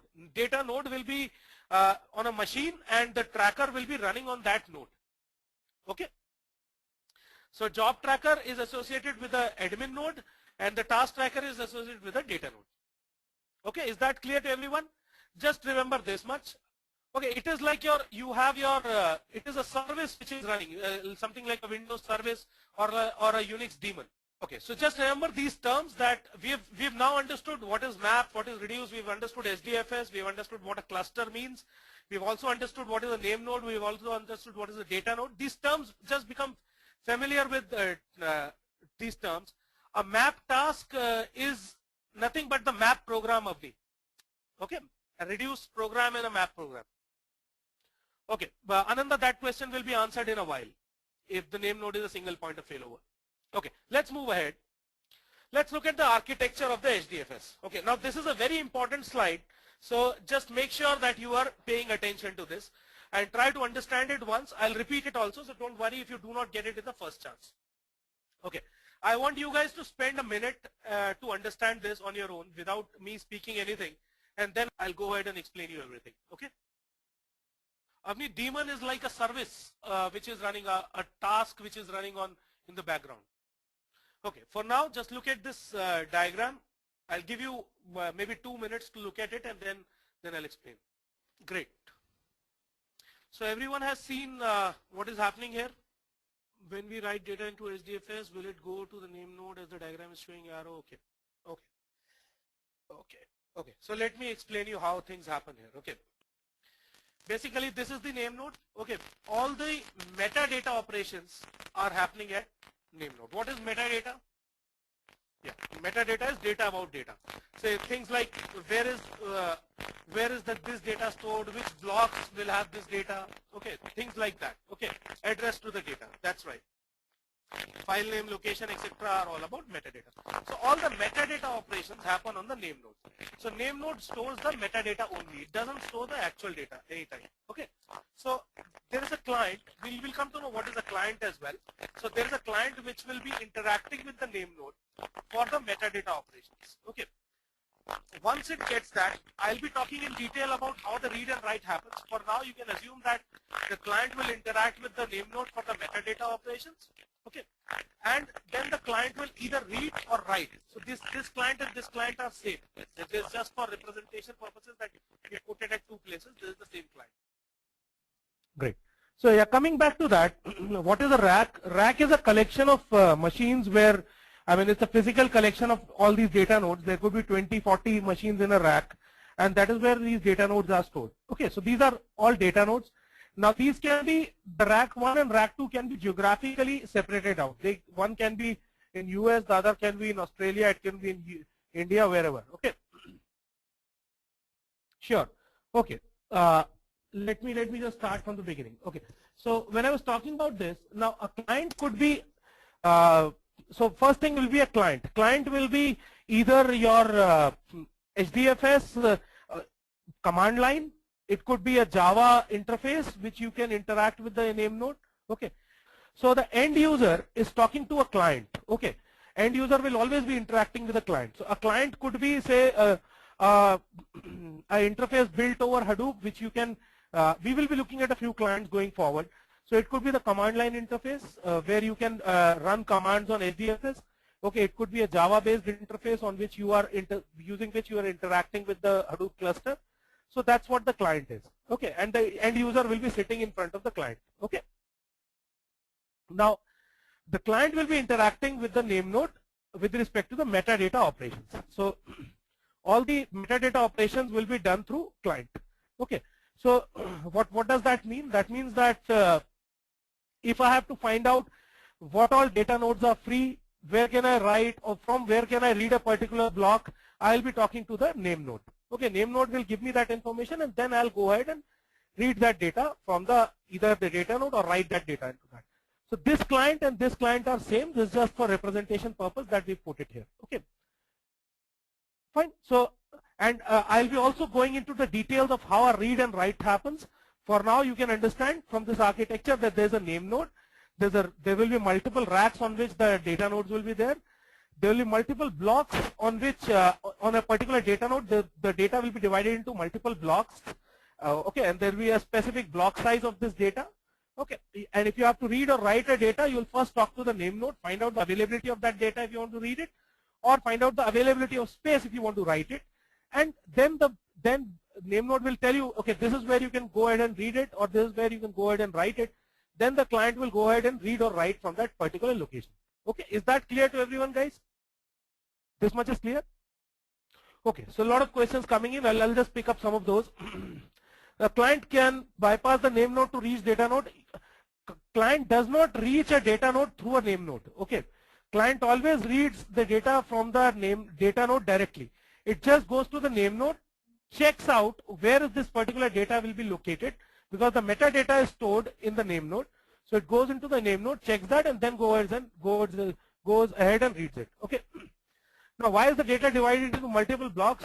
Whenever you are storing a data in a file system, it will be divided into blocks only. Say, for example, if you write a data into Unix, a block size of say 8 KB will be there, right? So basically, whenever you have to read or write something, okay, the client will be telling the name node, okay, this is where I want to read and write. So first thing which will happen is that the name node will be having, we will look at the configuration file, so this will become much more clearer. But name node will be updated based on the acknowledgements which we get based on writes. Okay, and don't worry too much about it right now. Going forward, when we talk about how does the write happen, this will become clear. That how does the name node get updated?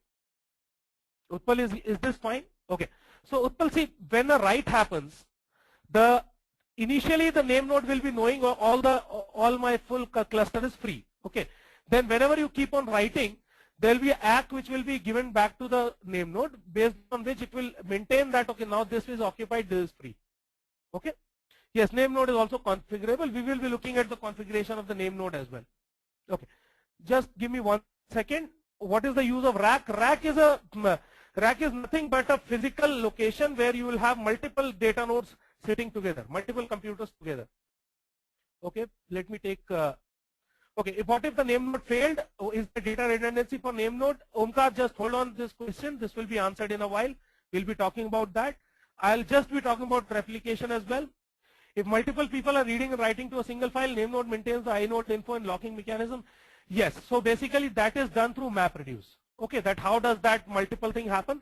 That will be done through MapReduce. Once we reach the MapReduce chapter, you will get to know exactly how that happens. Does NameNode will also have the details about disk usage of data nodes? Yes. It will know that what all data nodes are free and what all not. How many blocks of data is divided into? Data will be divided into blocks of either 64 MB or 128 MB depending upon the configuration. Okay, rack is not a physical computer. It is like a storage space. It is a storage space where multiple computers will be stored together. Basically, a cluster will be a collection of racks. Okay. A rack will be at a single geographical location. You can store multiple data nodes in a rack. Okay. Now there can be hundreds of racks in a cluster. Okay. The block size is 64 MB. Okay. So let me go forward a little bit, and then some of these questions will be answered. Otherwise, I'll take up more questions. Okay. Racks can be in different locations in a single cluster. That's fine. Okay. NameNode also does some block level operations here with the data node. Okay. These operations could be the availability of the data node. There could be availability of the how much is the size available on the data node. What is the whether the data node is available or not. Those are the kind of operations which the NameNode does on the data nodes directly. That is where the interaction happens. So this is what this is. Now, as I told you, right, these are commodity computers, so there is a good chance of them failing. Hence, a replication is built in the architecture itself. So each data block by default is replicated three times. So basically, this is if a data block is present here, it will be present here as well. Now, where is a data block replicated is something which we'll come to know in a while. But for now, you assume that each data is replicated thrice by default. It is configurable. You can either increase or decrease that as well. Yes, the client can read directly from the data node. It just needs to know where to read from, and that metadata is read from the name node by the client. Okay, this also will become a little clearer when we go to the read and write diagrams here. Okay. Okay, data node is a commodity hardware. What is the configuration of it? Now, as I told you, can go ahead and read those powered by link. You will see what is the kind of configuration people use for this. Usually, it will be a normal Linux box, which you can have a 2 terabyte of the storage, something like a 4 GB of memory or a 16 GB of memory, depending upon your configuration. But we will also look at some of these aspects going forward. For now, you can read through that what are different people using for different things. Okay. The protocol used is RPC here. Okay, remote procedure call is used for talking. Okay, no, there's no replication in a single node cluster. The replication happens on multiple nodes, and it is used if a node fails, then this will come in. Okay, very good question. These data nodes can be hosted on a SaaS thing as well, wherein you can host the complete cluster on something like Amazon Web Services as well. You need not have these physically on your location. You can have them on a cloud itself. You can build them on cloud itself. Okay. Okay. What if all the 3 data nodes fail at the same time? Will we be able to recover data? No, you will not be able to recover that data. Okay. Let me proceed. Some of these questions which you have will be answered. Okay. So now let me quickly revise what I wanted to tell you in this slide. And a lot of things which will remain unanswered, let them remain unanswered for now. Just understand what I wanted to tell you now. And if you are all okay with that, give me a yes. So in this file, I wanted to tell you that the communication between NameNode and data node happens through a client, where a client, and give me a yes if you've understood this, right? A client, all the metadata operations are done by client on the NameNode, which include where is the file located, where can I read a file from, where can I write a data into, okay, and then the client directly goes on, gets that information where to read or write, then the client directly goes and reads from the data nodes. Okay, these data nodes are collected in terms of racks in a single geographical location. A cluster can contain multiple racks across multiple geographical locations. Okay, a client can do a read or write both. Then, since these are commodity hardware computers, there is a chance of failure. So you basically, what you do is that you replicate the data across minimum of 3. That is the default setting, that all the data is replicated across 3 places. Now, what are these 3 places? Whether it is in a rack or it is in the same rack or a different rack, all these things will come to know when we talk about rack awareness in this class. Okay. There's no replica limit. There's no limit on the replica, but but default limit is 3. Usually people will do 4 also, but more than that, it becomes too much of an overhead. Okay. And most of the things can be handled by a 3 limit itself. Okay. Now there is a question that the write operation in diagram is a bit confusing. It is not talking to a name node.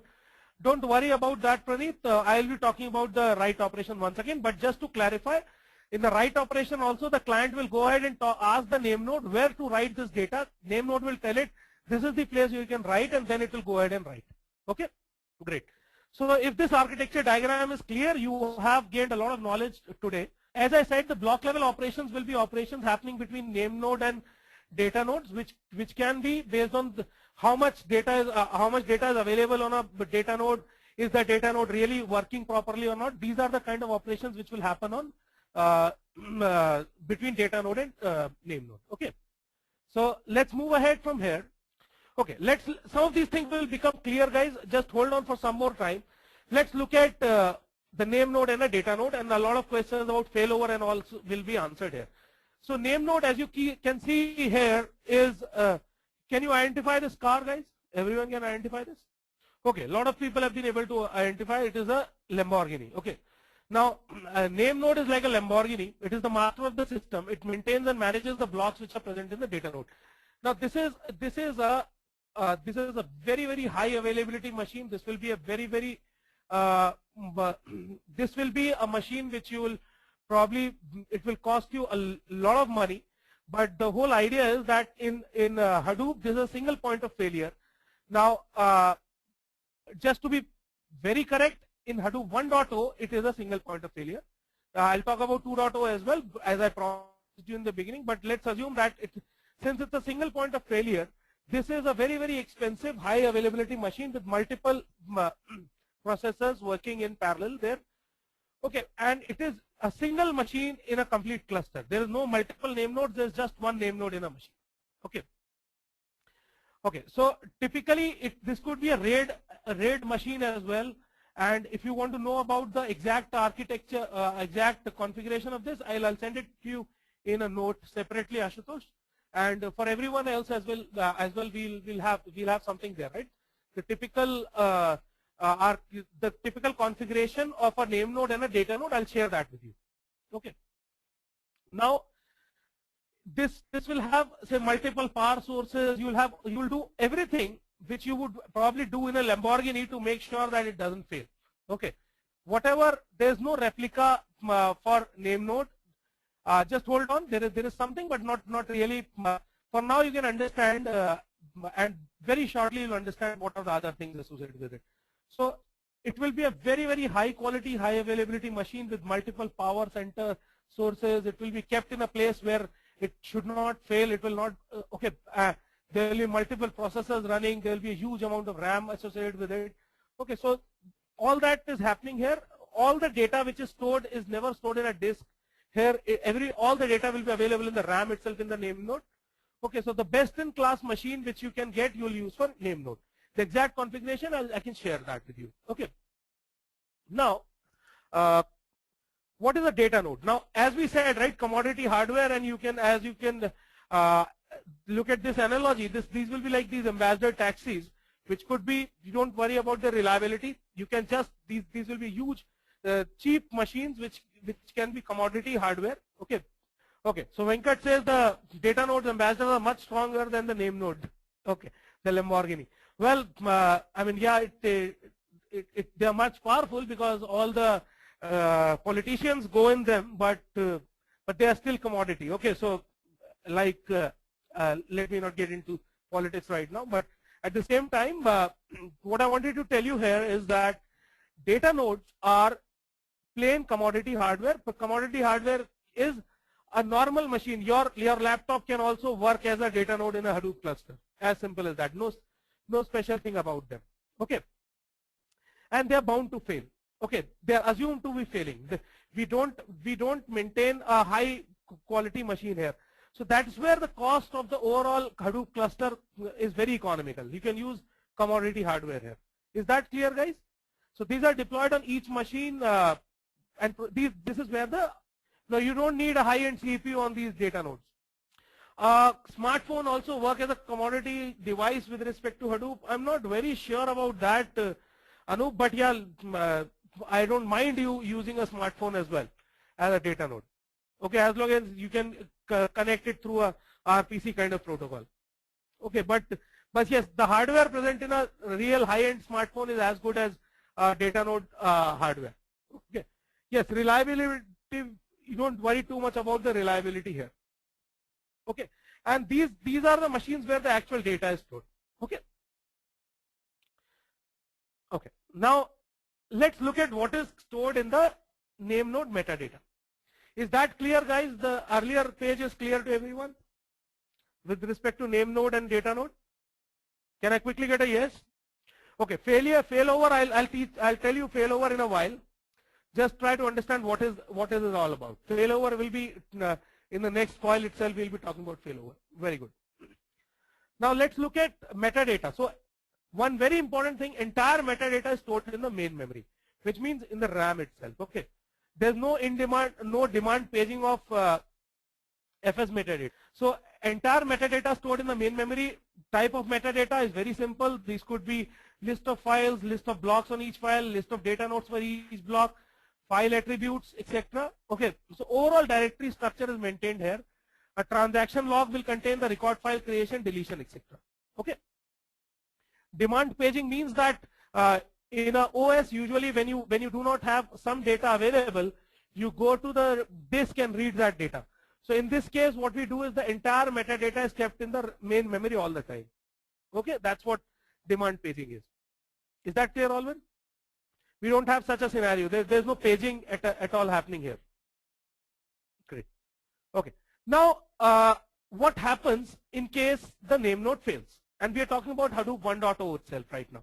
Okay. So in case the NameNode fails, in 1.0, Hadoop NameNode is a single point of failure. In case it fails, there is a fire or whatever happens, right? There's a low probability of it failing because it's very high availability machine. But if it still fails, what happens? There is something called a secondary name node. Now, a secondary name node, the name is a misnomer, by the way. What that means is the secondary name node will not take over in case of a failure. Okay.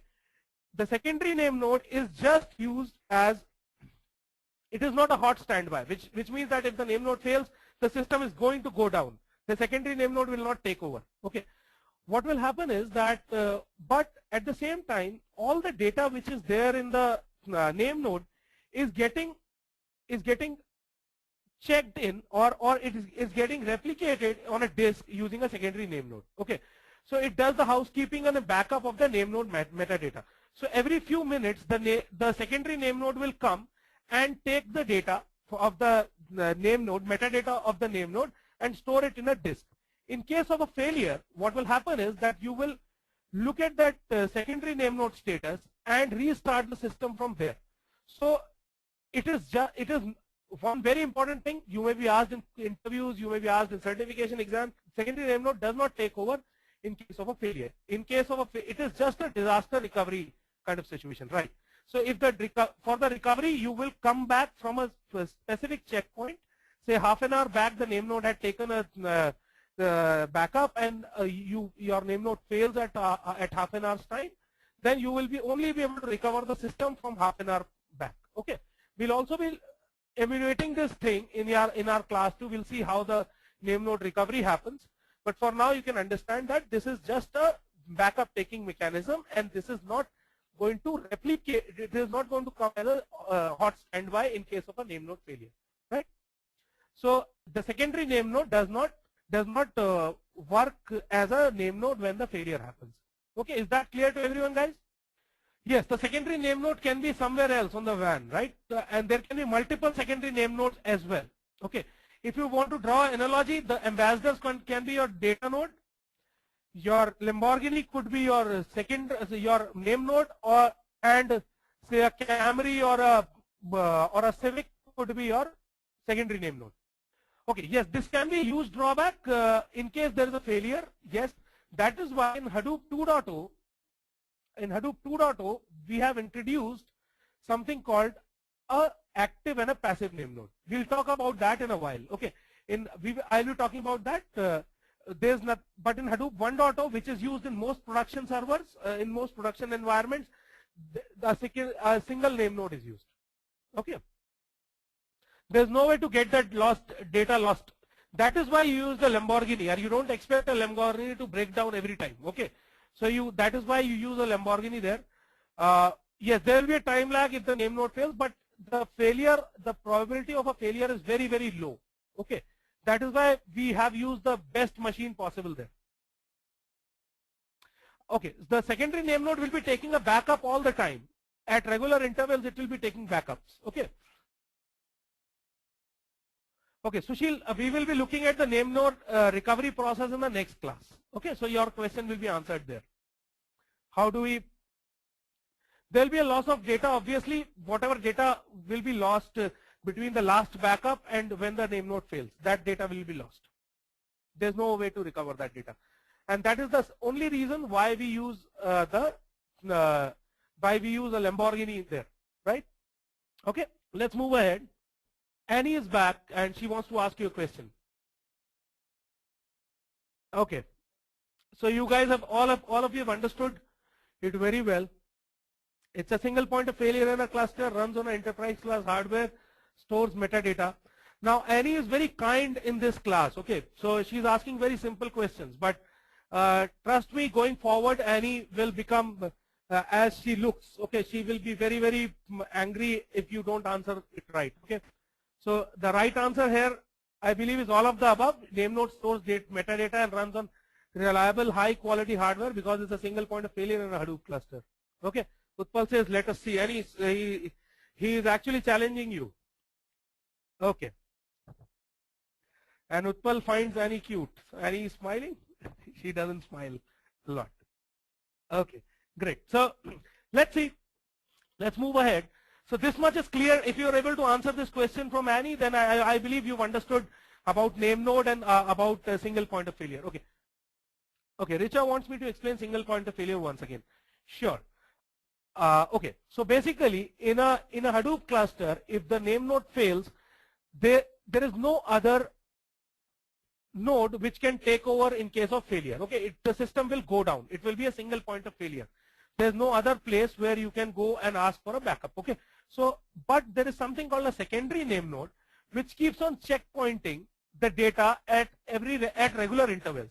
Okay, so so basically what happens is that after say every hour or half an hour, and it is configurable, you keep a checkpoint of whatever is there in the main memory of the name node. Okay, so you know the state of the system is checkpointed on the secondary name node. Okay, and when a failure happens, you will go back to that state and you will recover from there. Okay, is that fine, Richa? And everyone else? Great. So let's go ahead. Another question. Now Annie is testing you and testing me as well, whether I was able to deliver that properly. Okay, I believe all of us have beaten Annie. So the answer to this question is false. It doesn't take over. Okay, the secondary name node will have copies, or it keeps a few backups. It doesn't keep everything. Yes, there will be a bottleneck due to one name node in the framework. Yes, but that is a trade-off which we have to take, Pankaj, that there will be a bottleneck because of one name node, but we are using a very, very high availability machine. So the probability of name node failure is very, very low. I have actually never seen a name node failing in my career. Okay, so I can tell you that this doesn't happen a lot. You can replicate a name node, and that's what happens in Hadoop 2.0. Okay, so we will be talking about that as well. So there is a mechanism of active and passive name node in Hadoop 2.0 Avni, and that is what is different in Hadoop 2.0. We will be talking about it towards the end of this class when we talk about Hadoop 2.0. Okay, is that fine? But in Hadoop 1.0, which is used in most of the production environments, there is just a single name node. So let me move ahead. The answer is false here, and everyone understands that. Using edits and FS image stored in secondary name node, don't worry about it. In the next class, I'll tell you what is the edit and what is the FS image. Okay. Okay. Now let's come to a very, very important set of foils, which will be 4 foils in a row. One thing which I want to tell you is, you may not be able to understand everything on these foils in a single shot in this class. But still I'm introducing these because over a period of next 2-3 classes you will understand everything. Okay. But I'll try to see what the max you can understand from here. Okay. There is the flow of jobs in say how does the job tracker work, how does the task tracker work. Okay. So basically what happens is the user will first copy files into DFS, which is move data into the Hadoop DFS, right, or the HDFS, right? Then it will submit the jobs. It will submit a job to the client. This is the user which is submitting a job to the client. Okay, how does it happen? We'll look into the next class. Now, the next important step is that the client will get the input information about the input files. Okay. Based on that, it will create the splits. So the user is you or I. Okay. Who is the user? The user is you and I. Okay. Then it will create the splits on that file. Okay. Now, how are these splits created? What are the considerations behind creating these splits? I will be telling you in class 3, not right now. But just assume that, okay, user is the person who is using the client. Okay, client is a software. Client will be creating splits on this complete file. Okay. Now, second thing will be the whole data. Say, for example, if you had to do some analysis on that complete data, you will divide that data into blocks or splits. Okay. Files are not copied through client. Files are copied using, say, Scoop or Flume or any external client. Okay. Okay. Okay. So files will be loaded into the DFS using a lot of mechanisms. We will be looking at data loading techniques in the next class. So as I said, right, not everything you will be able to understand in this class. Just try to concentrate on what I'm saying for now. Okay. So these files are copied into the DFS. The client is going to split these files based on some considerations, which I'm not telling you today. I'll be telling you in class 3. And this whole data will be divided into multiple splits. Okay. On these splits, you will be running a job. Now this job will be basically a MapReduce kind of job. Okay. And job.jar or job.xml contains that actual job, the Java program which will be run on this. Okay. So this will be contained in this. Okay. Then once you've submitted the job will actually be submitted through a job tracker. Okay. The job tracker is the master daemon which runs on the name node, which will be responsible for splitting running these jobs onto multiple data nodes. Okay. Now this data may be lying on the DFS on multiple data nodes. It is the responsibility of the job tracker to take care of that. Okay. So I'll move ahead now. Just hold on with whatever you've understood. I'm sure you'll understand the complete flow once I'm done with it. So next foil, your client has submitted the job on job tracker. This has come from the earlier file itself. What you do now is that the job is initialized on the job queue. Okay. The job tracker creates maps and reduces. The maps and reduces are created based on what is contained in a map and what is contained in a reduce is determined by this job.jar, which is written in your Java. Okay. So in your what will contain in the map function, what will contain in the reduce function is written in your program. Based on your program, the job tracker will create the map tasks and the reduce tasks. Okay. So these map tasks and reduce tasks will be run on these input splits. Okay. So number of map tasks will be equivalent to the number of input splits. Now you remember these input splits were created by the client based on some considerations which I have not told you, but this will be the input. This input split will contain the whole data. Okay, the whole data which you had on the DFS is divided into these input splits, and each of this input split will have a map job running here. So you can assume an input split to be like a poll booth, okay, and a map task will be running on that input split to do some analysis over it, and the output of the map task will go into the reduce task, okay, as we saw earlier as well. Go back to our analogy of that polling and you will come to know about it. Okay, so on this file what we saw, the task was submitted based on your definition of the map and the reduce task which were there in this Java file. Your map and the reduce tasks were created. The number of map tasks is equal to the number of input splits which were there. On each input split a map task will be run, okay, and the number of reduce tasks will be generated based on the number of reducers you have defined, as well as the output of this map task will go to the reducer, okay, and the job tracker will be tracking all these things happening. Okay, fine. Okay, there's a question, the ability to define the number of reducers lies with whom? It is configurable as well. Okay, you can define it in your Java program as well. Let's not get into that right now. Okay, but okay, let's move ahead. Now these map tasks are actually have to run on a where will these map tasks run actually? Can someone tell me this answer to this question? Very good, data node. Very nice. Very good. Very good. So through the task tracker it will be running on the data node. Very good. So on the splits are where? Splits are present in the data node, right? Very good. So till now I think you've understood. Is the same instance of map job assigned to all input splits? No, there will be multiple instances of map jobs. Each map instance will be assigned to one input split. Okay, so everyone is clear with this? These are the map tasks which have to ultimately run on the data node. Okay, let's go ahead and let's see what happens here. Now this is your job queue. Okay, this is your job queue where the job tracker is running.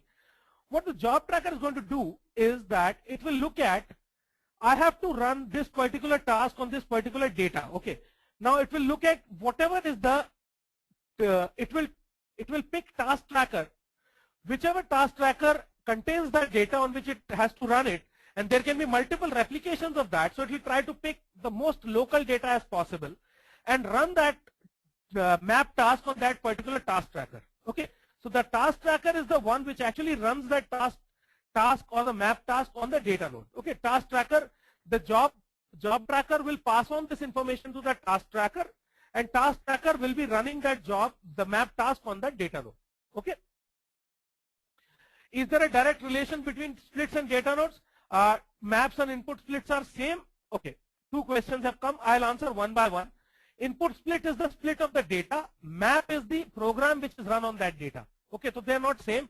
Map is the program which will be running on the input split, and input split is created from the whole data set which you have.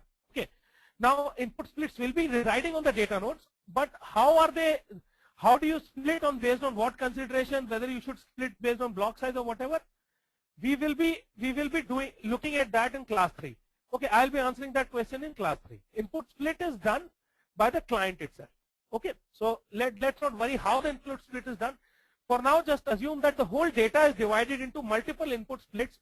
On each input split, one map task will be run. Is that clear with everyone, guys? Great. Okay, so let's move ahead and let's see what happens once the job has been assigned to the task tracker. Now the job has been assigned to the task tracker. What the job tracker has to ensure, okay, Prakash says it is not clear. Now what happens here is that there is a heartbeat associated with each task tracker with the job tracker. Now the job tracker, what it does is it keeps on sending heartbeats to the task tracker to figure out whether the data node is still alive or not. Now we know that it is very much possible that the data node may die. Okay, it is on the commodity hardware, so it is possible. Don't worry, Ananda, I'll make sure that it is clear. I know some of these concepts will not be clear because there is a complete architecture of Hadoop including MapReduce. So it is very much possible that you may not be completely clear on this now. Going forward, as we move in by class 3, everything will be clear. So just hold on if you have not understood everything. Okay, but wait, but let's see how it is working here. I'll repeat this as well. This is the last file on this particular topic. So how does the job tracker come to know that the task is really running? What it does is it keeps on sending a heartbeat.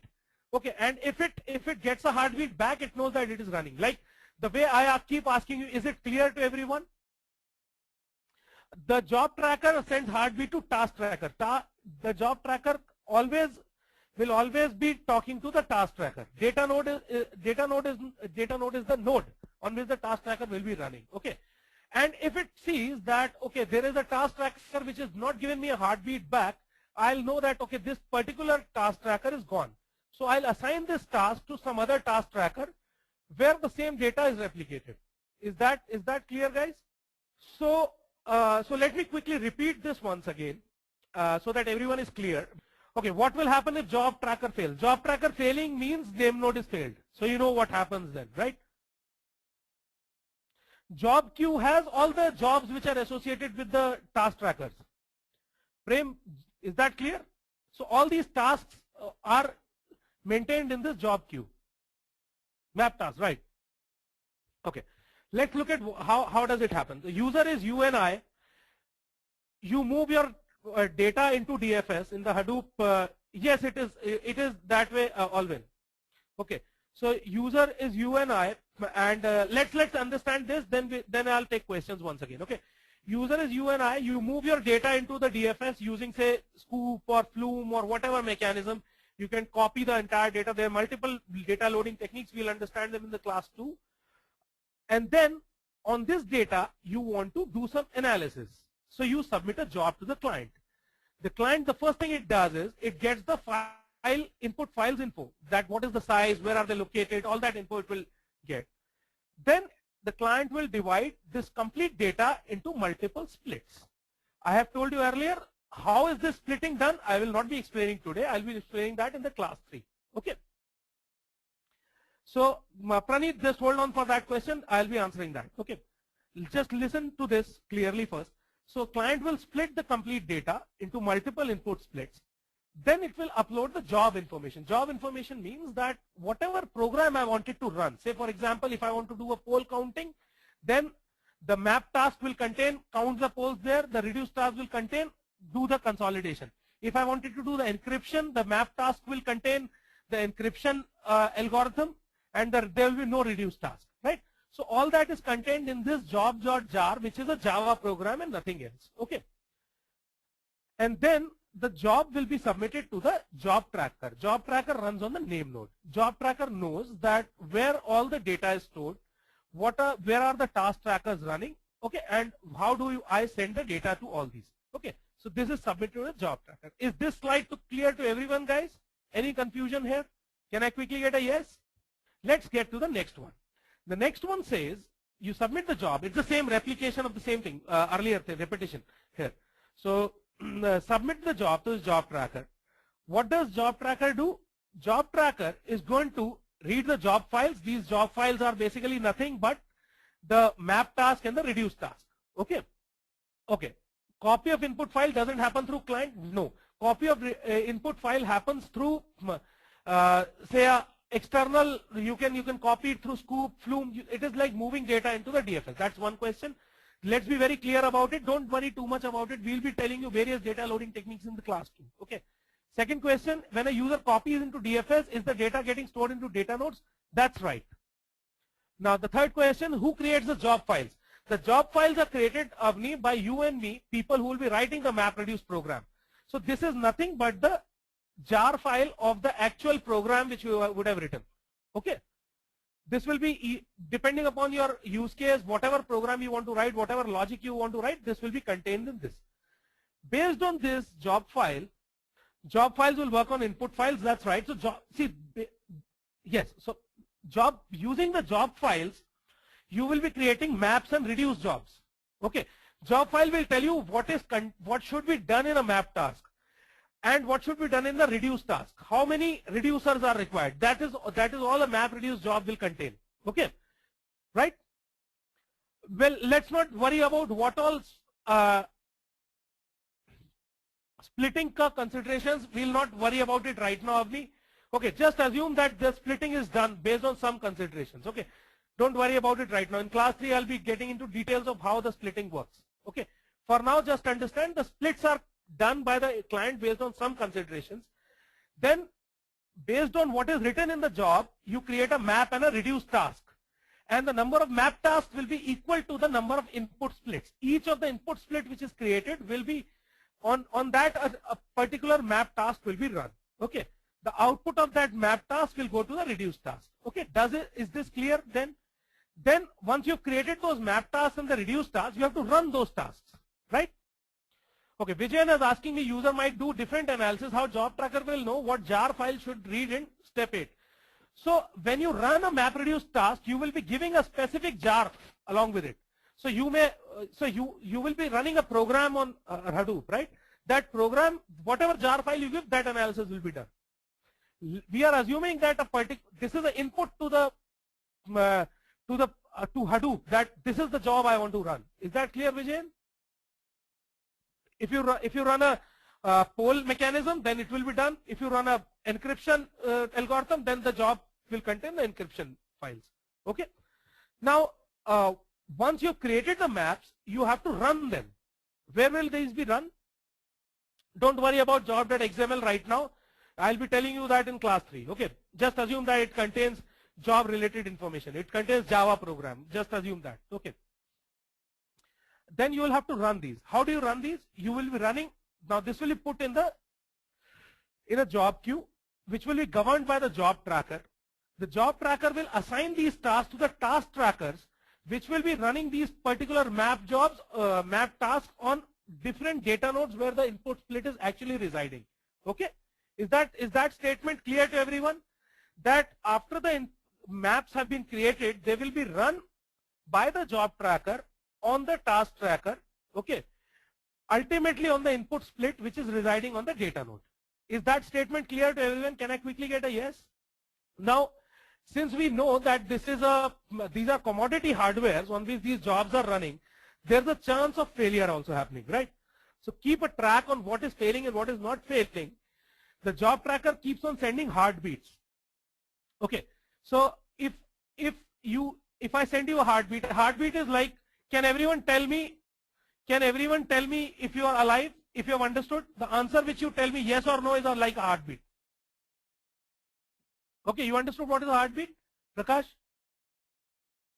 If you give me a yes, that's a heartbeat. If you don't give me a yes, I'll assume that you're not there at all. Right? Okay, let me get a heartbeat from everyone. Has everyone understood this part? Can I quickly get a heartbeat, guys? So I've got a heartbeat from a lot of people now. Good. So this is a heartbeat. If someone doesn't give me a heartbeat, for example, Richa did not give me a heartbeat, I will assume that Richa would have probably lost her connection. Okay. And I'll not ask a question from her, but I'll ask that question from Avni, for example. That's what the job tracker also does. Okay. Is that clear, guys? Is that clear, Avni, to you? Okay. There can be more than one maps running on a task tracker. Don't worry about those considerations right now. In class 3, when we get into MapReduce, we will be talking about it. Okay, Jatinder? Just hold on for now. Keep these questions for class 3. Okay, so Annie is back, and it was a complex topic which we understood just now. So you'll have to answer this. Hadoop framework picks which of the following D1 for scheduling a task. So if a heartbeat is lost, then the job tracker or the NameNode will assume that that machine is gone, and it will assign the task to a different machine. Okay, Ananda? Let's see what Annie says here. So job tracker will be taking care of all the job scheduling and assigning tasks to the task trackers. Is that clear, guys? Everyone got the answer right? Annie will be very angry with me. She is my enemy. Okay, she always wants my students to fail in her answers, but it looks like we are able to get all the answers right. So Annie is really furious. Great. So now that we've understood a very, very important thing, we are almost towards the end of our session. There are 2-3 things which are left. And yeah, you can say NameNode, but NameNode is associated more from the perspective of that node. And job tracker is the daemon which does all the scheduling on the NameNode. Okay, Ananda? Okay. Now this is how a write happens. Now a lot of people had the question that how does a write actually happens. So let me quickly tell you how does a write actually happens. So initially when I was explaining you about write, what did I say?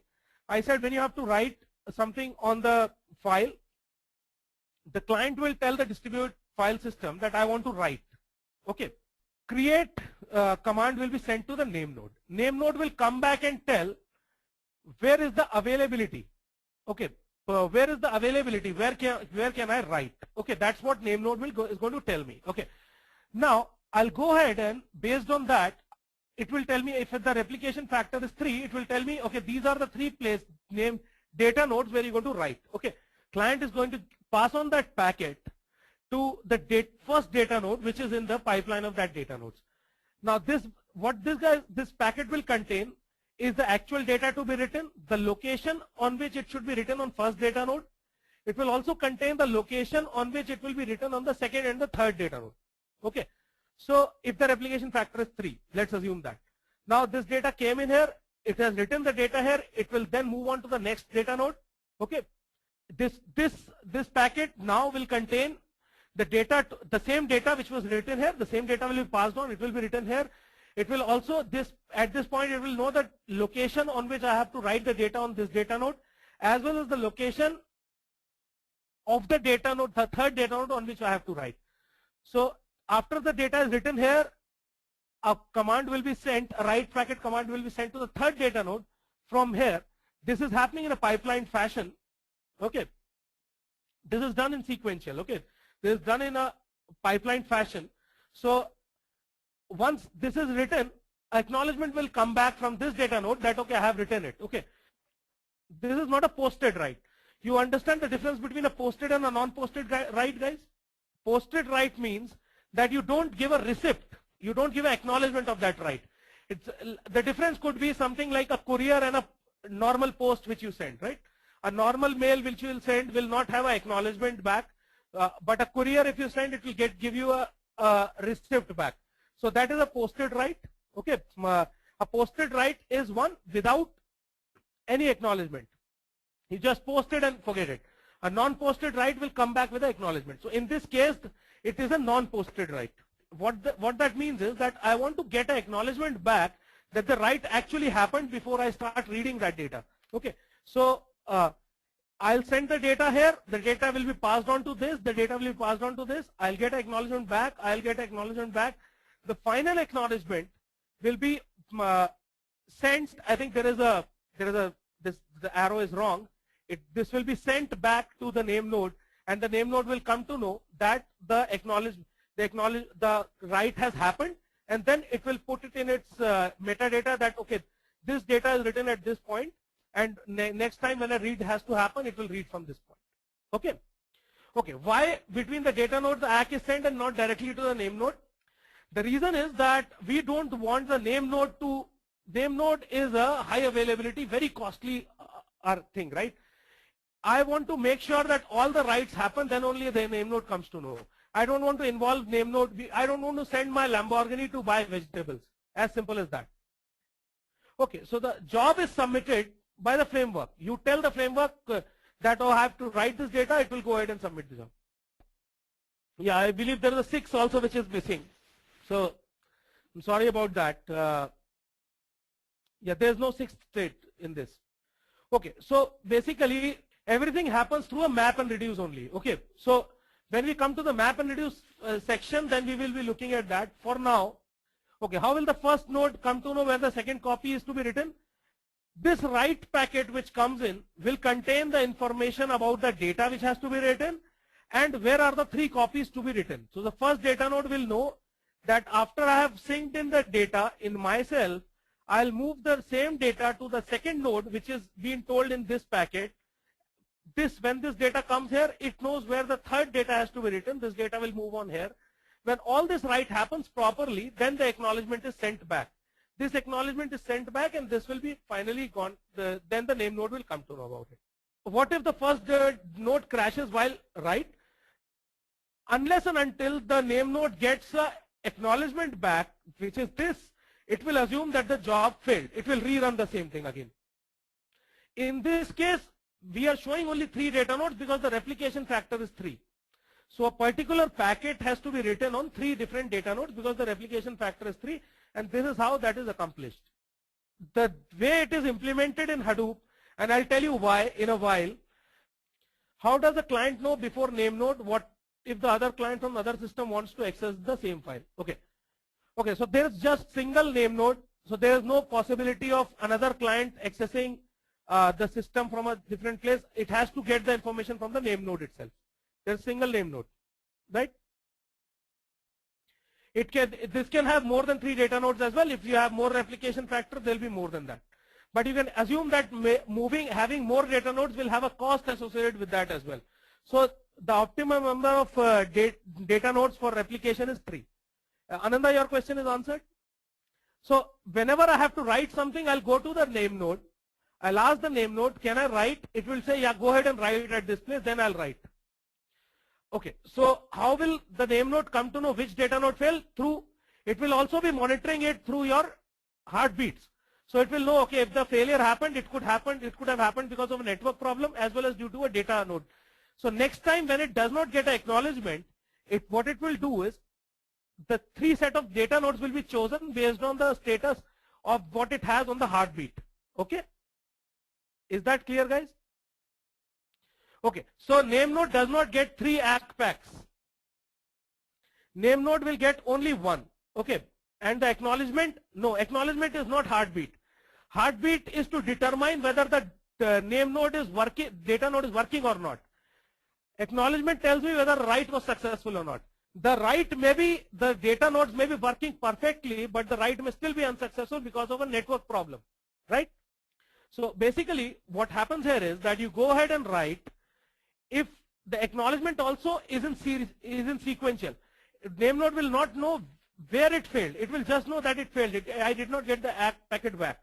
So there will be 2 initiations which it can do. One, it will look at all the data nodes. If it finds the heartbeats are fine, which means that there was no failure on the data node, it will give the same set of write packet to be written here. If it sees that, okay, there is a problem in the one of the data nodes, in this write packet, the location of the second data node will be different. Is that clear, guys? If the data node failed, through the heartbeat mechanism, the name node will know that this data node is not working. So the second time when it sends the write packet, it will send the address of a different data node than the one it sent earlier, so that the write can happen at that. If there was no failure on the data node, it will send the same write packet once again to make sure that the write happens. Okay, is that clear? Okay, Praneeth, if any of this fails, it will be considered as a failure. If this fails, or this point fails, this point fails, this point fails, everything is considered a failure. Only when I get this acknowledgement packet back and I send this to the name node, this is considered as done. Okay. Everything will be redone if it does not get the ACK pack. It will be rewritten. But the data was written on 2 nodes, it doesn't matter. It will rewrite that data. If the ACK pack is false, it will retry. If the task tracker was working fine and the ACK packet did not reach, it will retry with the same parameters which were in the first write packet to see if it can happen again. Every write is acknowledged. So see, if any of these points fail, say this network fails, this network fails, this network fails, or this network fails, or even this network fails, it is considered as a failure. The same packet will be written again, retried. And this time if it gets an ACK, it will say that it is done. Now when a failure happens, the name node also knows that there could be a failure in the data node itself. If it sees that, then it will not send the same write packet. The same write packet will have a different address of the second or the third or the first data node, whatever failed. Okay? Yes, there will be a timeout for ACK. There can be a duplicate entry. It will be overwritten.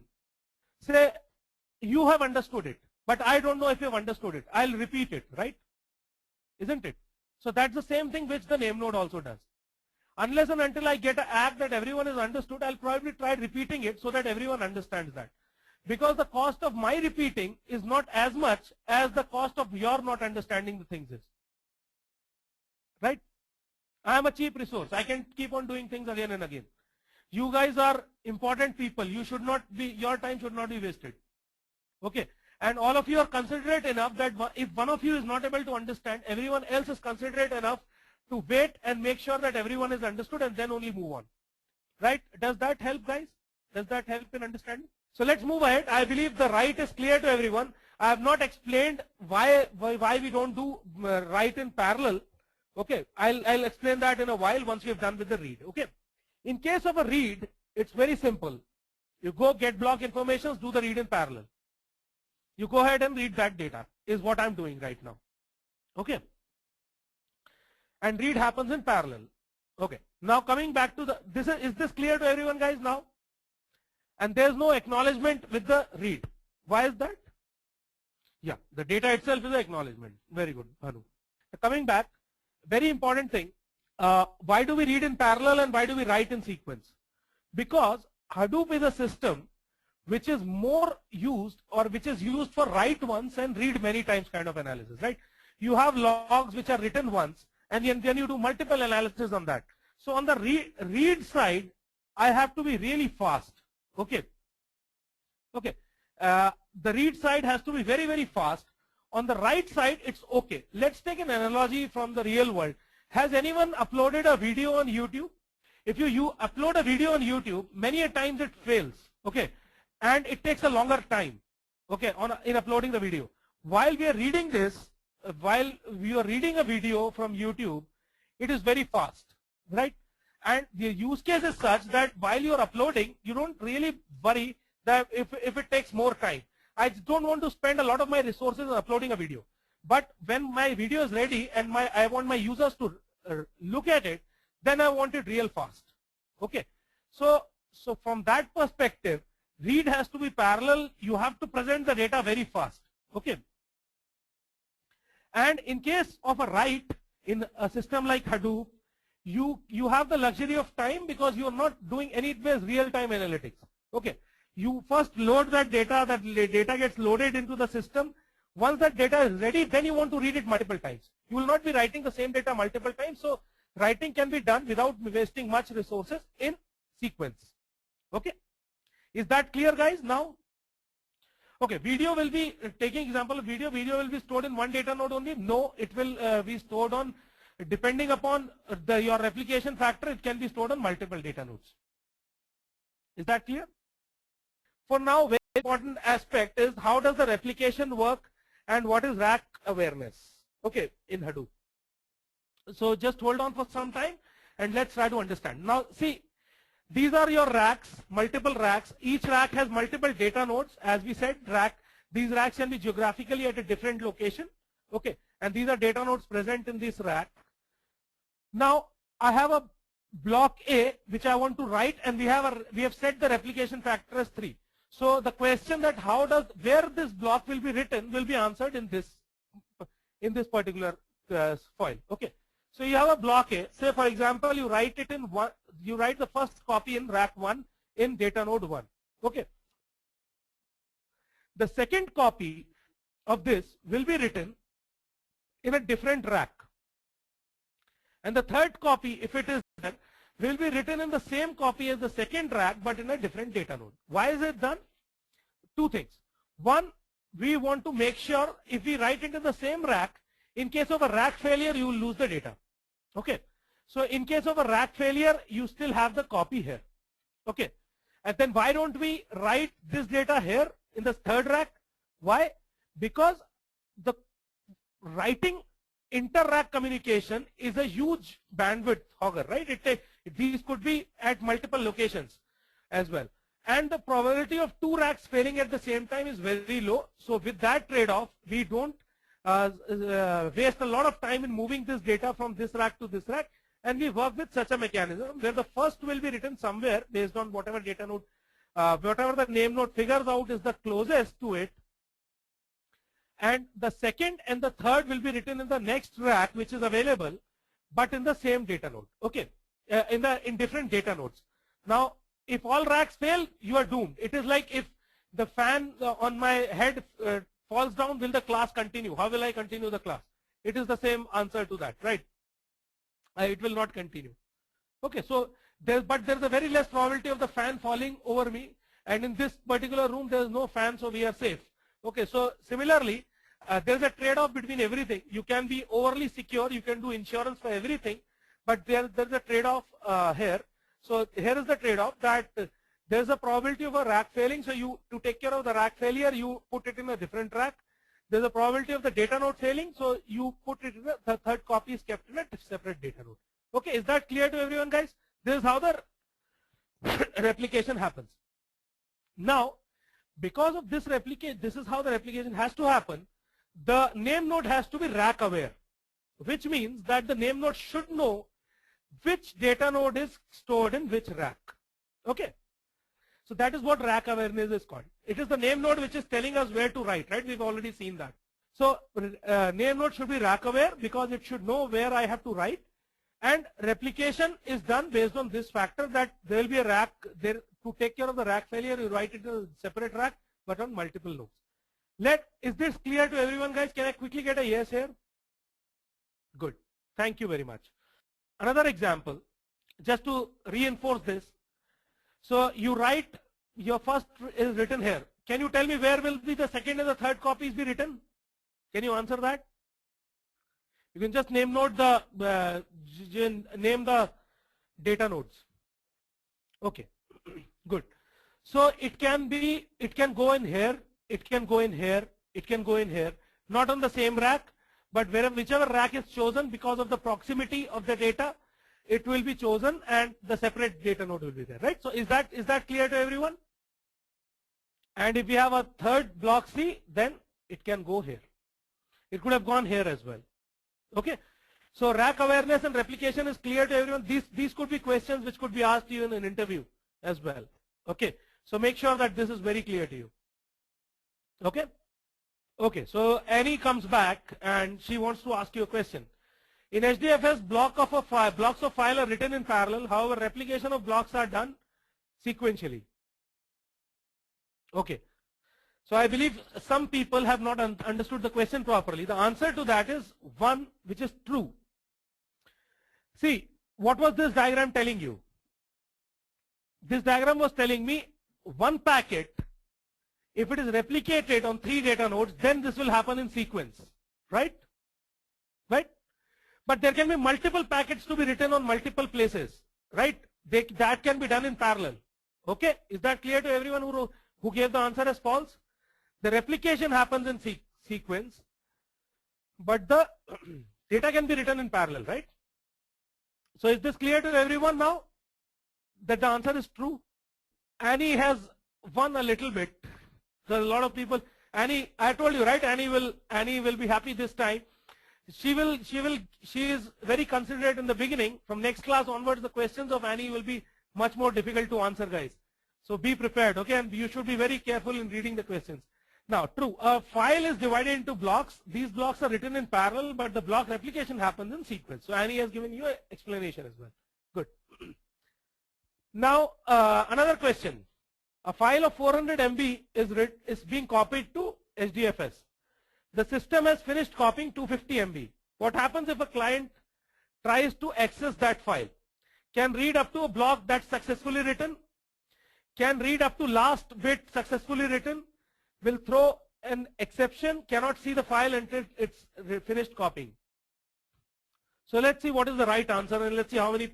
So do you believe that Annie is now getting a little smarter than us? Right. So yes, and if all of you got an answer yes, I did a good job. You can read till the block which was written successfully, right? That's what we said. You can read after you got the acknowledgement. Okay, Richa says no. So Richa, in our example where we were writing, we were saying that you can read after you get an acknowledgement. So acknowledgement is per block. Once you've written that, you got an acknowledgement, the NameNode can allow you to read that, right? And that is per block, not per file. A file can be divided into multiple blocks. The file can be incomplete, that's right. The file can be incomplete, but on the block size, so file is a logical thing which you have to take care of that, right? Whether you want to read or not. Whether you want to read or not is your choice, but you are allowed to read that. So when you say bit successfully written, and it is an application dependent thing. You are right, Richa, that in case of videos, it doesn't make sense to read it. Okay, but there can be scenarios where it could be good to go. Yes, so Mayank, as I said, right, I mean, it depends upon the scenario. On the HDFS, you will be able to read that. But in case of a video, for example, it doesn't make sense to read it before that. So YouTube doesn't allow that. That's a client which doesn't allow you to read that. Yes, but it is written, write it successful, only on the 3 blocks are written and the acknowledgement is written right. That's right. But that is for each block and not for a file, right? Whatever we did right, we did here, right? Whatever right we did here was for each block. You wrote a block of data. When you got the ACK, you are ready to read, right? Is that clear now? So these could be questions you could be asked in interviews. Okay, so be very, very clear there. And can I store 400 MB of video block by block on data node? Yes. So depending upon the block size you've defined, you could store it in 64 MB blocks, or you can store in 128 MB. Just give me 2 minutes. Just give me 2 minutes. I'll be talking about what I have to do next. One is go through these files, some of these blogs. You will understand a lot of these things here as well. Make sure that you go through them before the next class. Second is, before the next class, there's a pre-work of this class. I'll also be sending you an email with the details. So in case you're missing this, don't worry. Set up the Hadoop development environment using the documents present in the LMS. So in the LMS, as I showed you earlier, there's the place where you can find the installation docs. This is the CDS3, which is Hadoop 1.0. This is 2.0. You can use both. Okay, you can set up both on your system. You cannot work on parallel both of them unless and until you have a real big machine. But we'll be working mostly on CDS3 and sometimes on CDS4. So I would suggest that you install both. For installing, you can download the file here. If you need any help, there is a team which can help you out. You can send an email to hadoop@edureka.in. The ticket will be logged. The team will help you out. Okay. So this is how. This is where you'll find the deals. You can also go through the Java Essentials for Hadoop. Before coming to the next class, I'll request you to execute some basic Linux commands as well after setting this up. Okay. And I will also show you where to find them. So here are some basic commands on Linux. You can go through them. Okay. I will request you to try them out if you're not a okay, on a Windows 7 also it will work. It is a virtual machine, so it will work. Okay, so next is this Hadoop hands-on, where we will be, so this is class 1. So this is where we have started the course. Okay, so next is Hadoop hands-on. You can download this as well, and you can have a look at this as well and try out things. But don't worry. The prerequisite is that you should have this setup done on your systems before you come to the next class. We'll be doing some hands-on there. Okay. You don't have to install Linux. You can do it on a Windows machine using a virtual machine. So these are all VMs which will have their own Linux or Ubuntu installed inside. Okay. Is that clear, guys? Okay. Thanks. Thanks, Nirupam. Nirupam says, thank you, Abhishek. Enjoyed the class. Exceeded my expectations. Thank you very much. Yeah. Thanks, everyone. You can send over your questions. I'll take your leave now. I think most of the people have left the class. Please don't forget to, whoever is here, please don't forget to fill in the final survey report. Okay. Thank you very much. Thanks. Bye-bye.